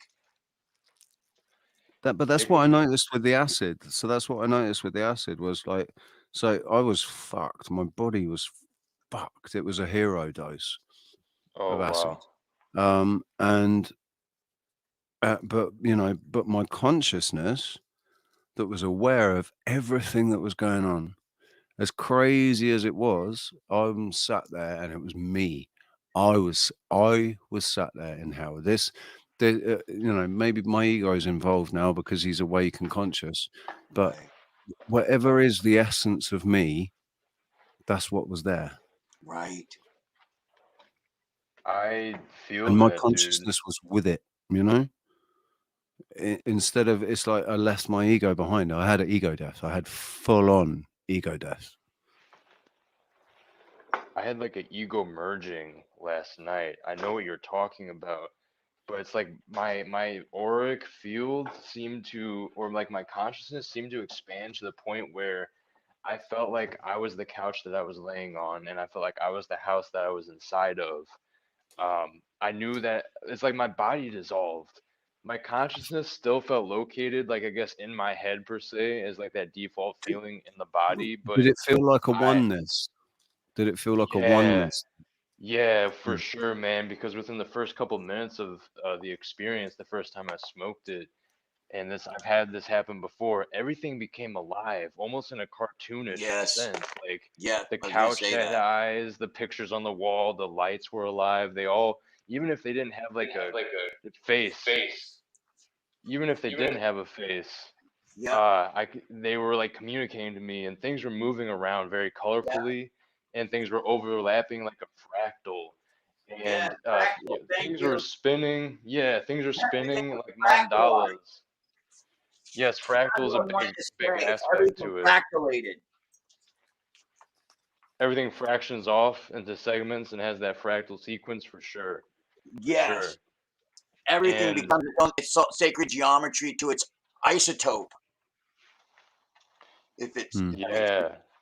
So I felt connected to like inanimate objects, and I felt like wow, animism. Everything has a spirit to it, even if it's inanimate. That's what I was really feeling last night, and like it was actually really beautiful because I felt like I was interweaved with everything around me. Because it's all energy, absolutely 100%. I mean, that's one of the things that I got from the book of Set. In the book of Set, he talks about consciousness, how consciousness, basically, there are so many different states that so at the moment we're experiencing our consciousness is experiencing life as a human. Once we get out of this state, maybe before we got to this, maybe before we got to human, at some point, your consciousness can be a blade of grass, but it knows that it's a blade of grass. Right. You can be a blade of grass for 100 years. You got it. Right? You're eternal, so it doesn't matter. Yeah, you're like, wouldn't it be hell if I were because it changes as your consciousness changes. Imagine if your consciousness, all your perception of you time as you are now, everything became you then experienced life as a blade of grass. There is no weight or negativity without time. Hold on, Morgan. Hold on, Morgan. Let's have Richard finish his thought here real quick. But experience life as a blade of grass blowing in the wind, and having insects come and crawl on you or whatever. Hopefully not a blade of grass that gets cut by a mower. Or maybe you are. Maybe that's what you decide to be, a blade of grass that only lives for a week. But it doesn't though, does it? Because that's just a leaf. That's just one blade that's come off the root. So grass, I guess it depends if it's wild grass or if it's, but you know what I'm saying? Like spending, or as a rock, you can spend 100 years as a rock on the, just on the beach, right on the lapping on the, so you're getting over 100 years, you get worn down a little bit, because of all the movement getting tossed back and forth on the beach, but experience life as a rock for a bit. But time doesn't matter. When you're a rock, time doesn't matter. And maybe you don't have emotions the same as you do, maybe that's when it gets complicated, when emotions start getting involved. When you're a human, there's emotions involved. When you're a rock, there's no emotion. There's no hormones pumping through a rock. Make a rock, somebody kicks a rock and the rock gets angry because it got kicked. Like, fucking bastard. Didn't he see me there? Like, well, it's not gonna get angry, is it? It's like, whoa, shit, The rock didn't even feel being kicked, but the consciousness, maybe, I don't know. But that's in the book of Set. Like he talks about when you've reached the ultimate level of consciousness, you can go and be a rock, or you can go and be a blade of grass, or you can live another life as a human. The ability to move your consciousness into other things. Yeah. That's all linked to the tablets, isn't it? I think the book of Thoth. Emerald tablets. Yeah. Thank you. I think so. Yeah. What the book of Thoth? Thoth. Yeah. Thoth. The book, it Thoth. Thinking, doesn't it? Or the record of all things. I thought was. Doesn't he hold the library? Oh. Rich, do you know on that one? I think he's like depicted often as like, a very mental being, I mean, and like with libraries and knowledge, but I don't know. That sounds like the Akashic Records, what you were Yeah, I'm referring going to off for a the second. gods of Egypt, so I'm not like from watching the movie at the moment. What I got from Thoth was this massive ego. I see, I just see this, because it basically, that's what is said. I am the knower of all things. I know everything, and I'm the best. But that might just be that I know now that could just be my ego saying that. That's really interesting, though. I see that. That's an interesting interpretation. I've never heard people talk about Thoth or Toth in that way, but I think I know what you're saying. That's interesting. I mean, it could be because I listened to an audio book, and it could be that it was the narrator, it was the person that was reading it, and the energy that he was putting into it. That assuming this egoist kind of character, reading the book, assuming that what he perceived or would perceive the character, the consciousness of Thoth, to be. That's why, like everything, absolutely everything, anything that we receive from somebody else, doesn't matter what it is, it's been filtered through their own the message, the medium. Brilliant. Doesn't matter what it is. McLuhan. Marshall McLuhan. The medium is the message. Yes. So you have to take everything with a pinch of salt, and work out your own. It's so important that everybody gets their own, like, really does work out their own take on it, and don't take somebody else's. Don't, like, everybody else, like, whether they've experienced the same thing or they've experienced what you haven't experienced yet, but they have experienced it. And it actually doesn't matter, because when you experience it, it's not going to be the same. doesn't matter. It's not going to be the same as when they experienced it. When that person Right. experienced where they were on their journey, where their consciousness was, you know, they maybe needed to do that thing before you. Wow. Yes. So true. Or maybe they did that thing and they think that they got it right, but they didn't. They didn't get it right. And when that thing happens to you, you'll read it a completely different way, and maybe you'll get it right. But or maybe you both got it right. It's just how it applies to you. Everybody's unique, 100% unique. So it's how it applies to you. Mm-hmm. I think psychedelics can help us, respect and honor that individuality that exists in all of us. Yeah. And recognizing exactly what you were just saying there. Yeah. We have to, You can understand and share a trip with understand. somebody. Yeah. You can share a trip with somebody, but you're not necessarily seeing the same thing. Right. You can say to somebody, "Wow, yeah, look, the cat, the picture on the wall, the cat, look, he's climbing out," and other people can look at it, and that can happen for them as well. But it might be that they are seeing a different, it's a different cat that they're seeing climbing out, or it's not climbing out exactly the same way as it climbs out. It's just you're all seeing a cat climb out of the picture, but how much of that was influenced, all of my hallucinations before this ego death in 2015, all of my hallucinations were self-induced. Like I wanted to see something and I'd see it. Certain psychedelics, your imagination can become that powerful, which you can for sure influence the things you're seeing and feeling based off the energy that you're emitting from yourself, for sure. The first time I did acid when I was at university, or not the millennium. The millennium was the first time I did acid, and I was in such a good place. I felt so secure in myself and everything when I did it. It was it was fucking brilliant, man. It's absolutely brilliant. What I saw, when you describe it to people, doesn't sound so brilliant. It sounds scary, but it wasn't scary. I wasn't scared. It was making me laugh. I was laughing at what I was saying. Everybody that I was in the room with, I was on the set of Walking Dead, except there was no blood.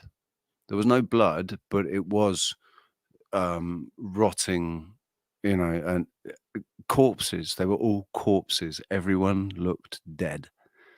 Like more like the Thriller music video than Walking Dead. Not quite as gory, and like my girlfriend's brother, I'm talking to him, and as he's talking to me, his jaw is going. It's like The Mask. It's going boom, down to the floor and whoosh, and smacking back up to his head. And I was laughing because every time it snapped back up, I was expecting him to go like it hit him in the chin and knock his head back, but it didn't. It just kept going like this, and I'm looking at him laughing while he's talking to me, just pissing myself laughing, thinking, this isn't freaking me out at all. He's a corpse. This is a corpse sat in here talking to me, and his jaw keeps dropping to the floor, and it's funny. Fucking hilarious. Funny. The next day, that type of stuff, yeah. The next day, right? The next day, his jaw was swollen out here, and I said, "Wow, dude, what happened? What happened? Did you?" I thought maybe run into the wall or something, face first, or fell off the balcony, face first into the tarmac or something. He said, "Oh mate, no." He was gurning. Right? He'd done so much ecstasy. He was chewing his cheek, and he opened his lip up and showed me, and he chewed a fucking hole. He almost chewed all the way through.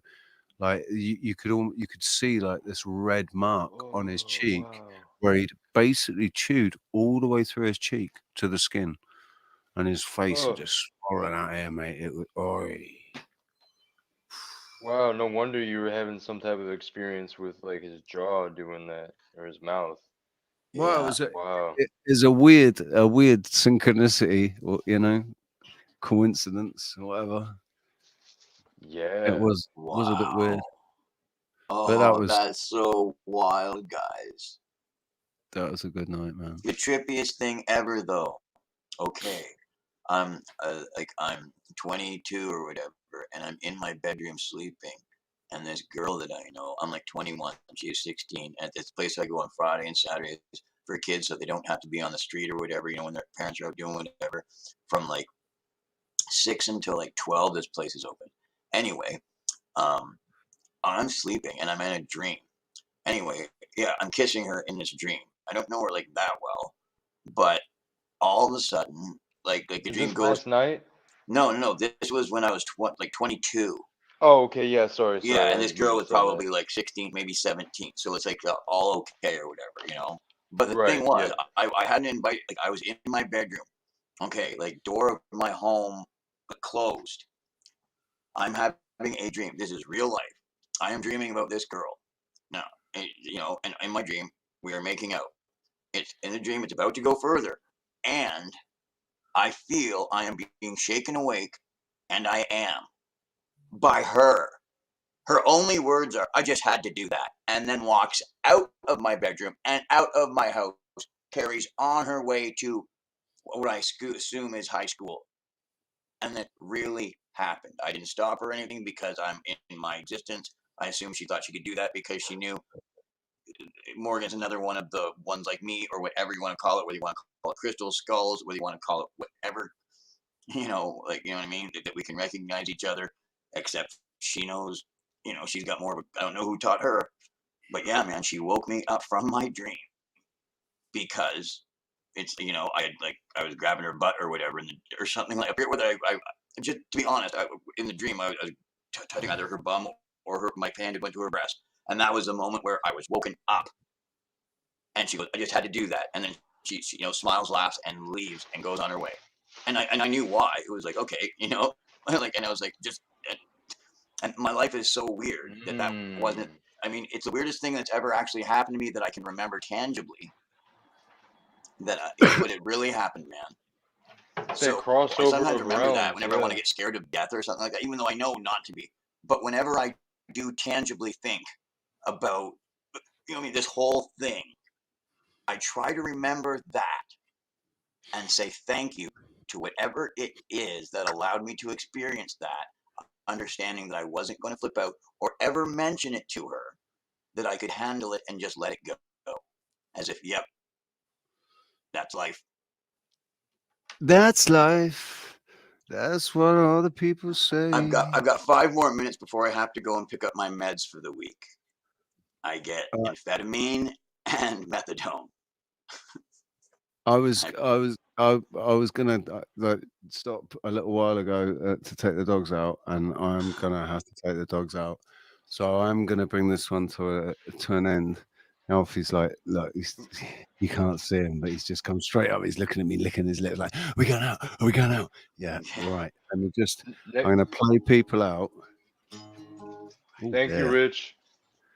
Yeah, man, this was great. I'll be back to tell the DMT stories next time I see you live, bro. Thanks for having me. Yes, mate. Yeah, thanks, Christo. That was nice, man. I like that. Yeah, good to see you, Morgan. Yeah, man. All right, my friend. I'm gonna enjoy your music, but I must jump off so I can get my jacket on and get ready to walk. No worries, man. No worries. Yeah. Wonderful. Peace, Great guys. to connect, man. Much love. Much love. I'm gonna play you out with some Nirvana. Wonderful. I'll be listening on YouTube, man. Much love.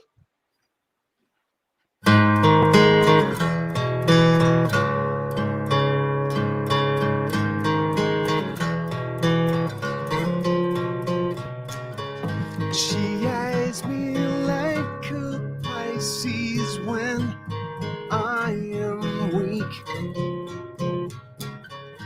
I've been locked inside your heart-shaped box for weeks. I've been drawn into your magnetar trap. I wish I could eat your cancer when you turn back. Hey, wait, I got a new complaint. Forever indebted to your prices advice. Hey, wait, I got a new complaint. Forever indebted to your prices advice. Hey, wait, I got a new complaint. Forever indebted to your prices advice. Your advice.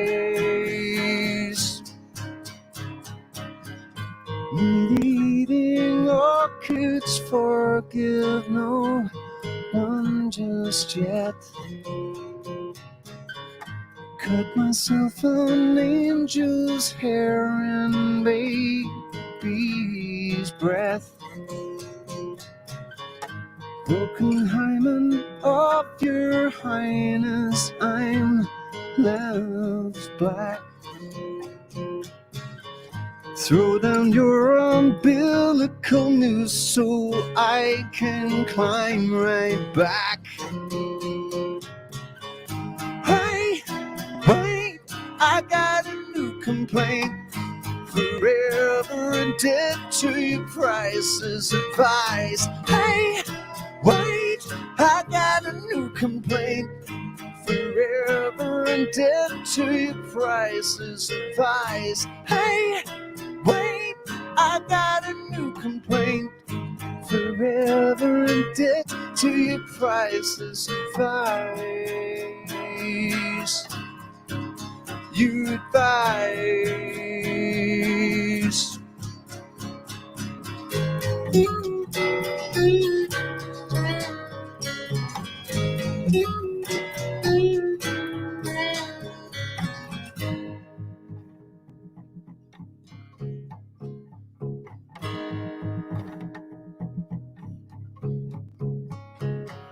She eyes me like a Pisces when I am weak.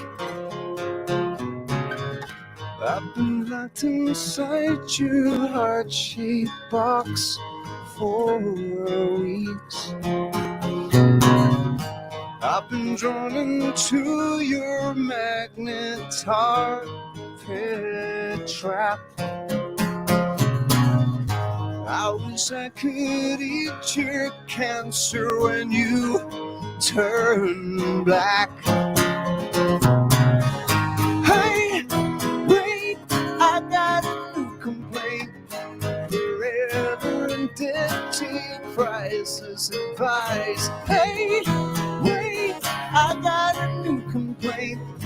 Forever indebted to your prices advice. Hey, wait, I got a new complaint. Forever indebted to your prices advice. Your advice. Your advice. Your advice.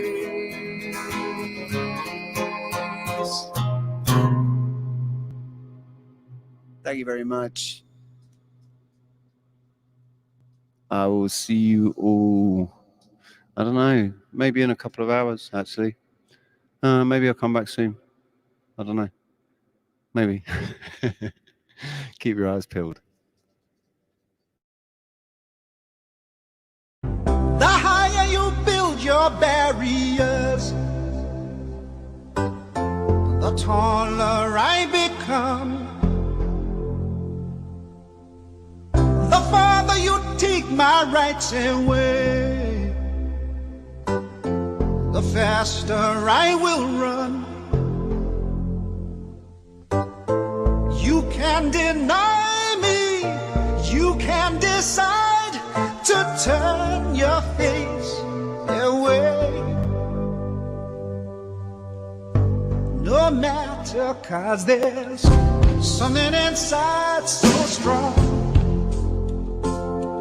I know that I can make it, though you're doing me wrong, so wrong. You thought that my pride was gone. Oh no, something inside so strong. Oh, something inside so strong.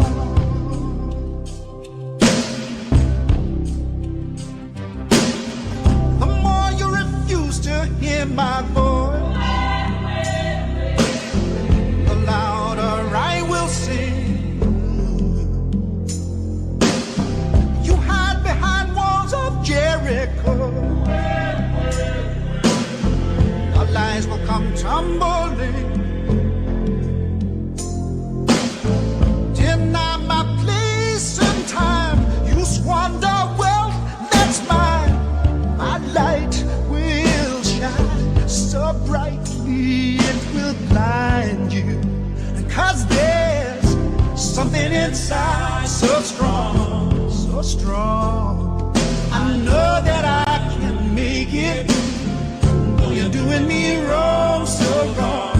You thought that my pride was gone. Oh no, there's something inside so strong. Oh, something inside so strong.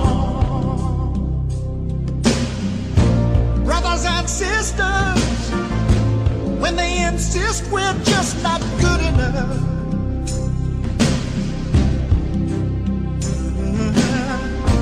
but we know better.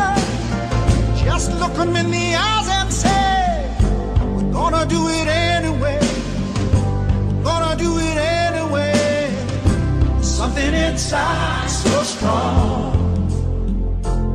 and I know that I can make it, though you're doing me wrong, so wrong. Oh, that my pride was gone. Oh no, there's something inside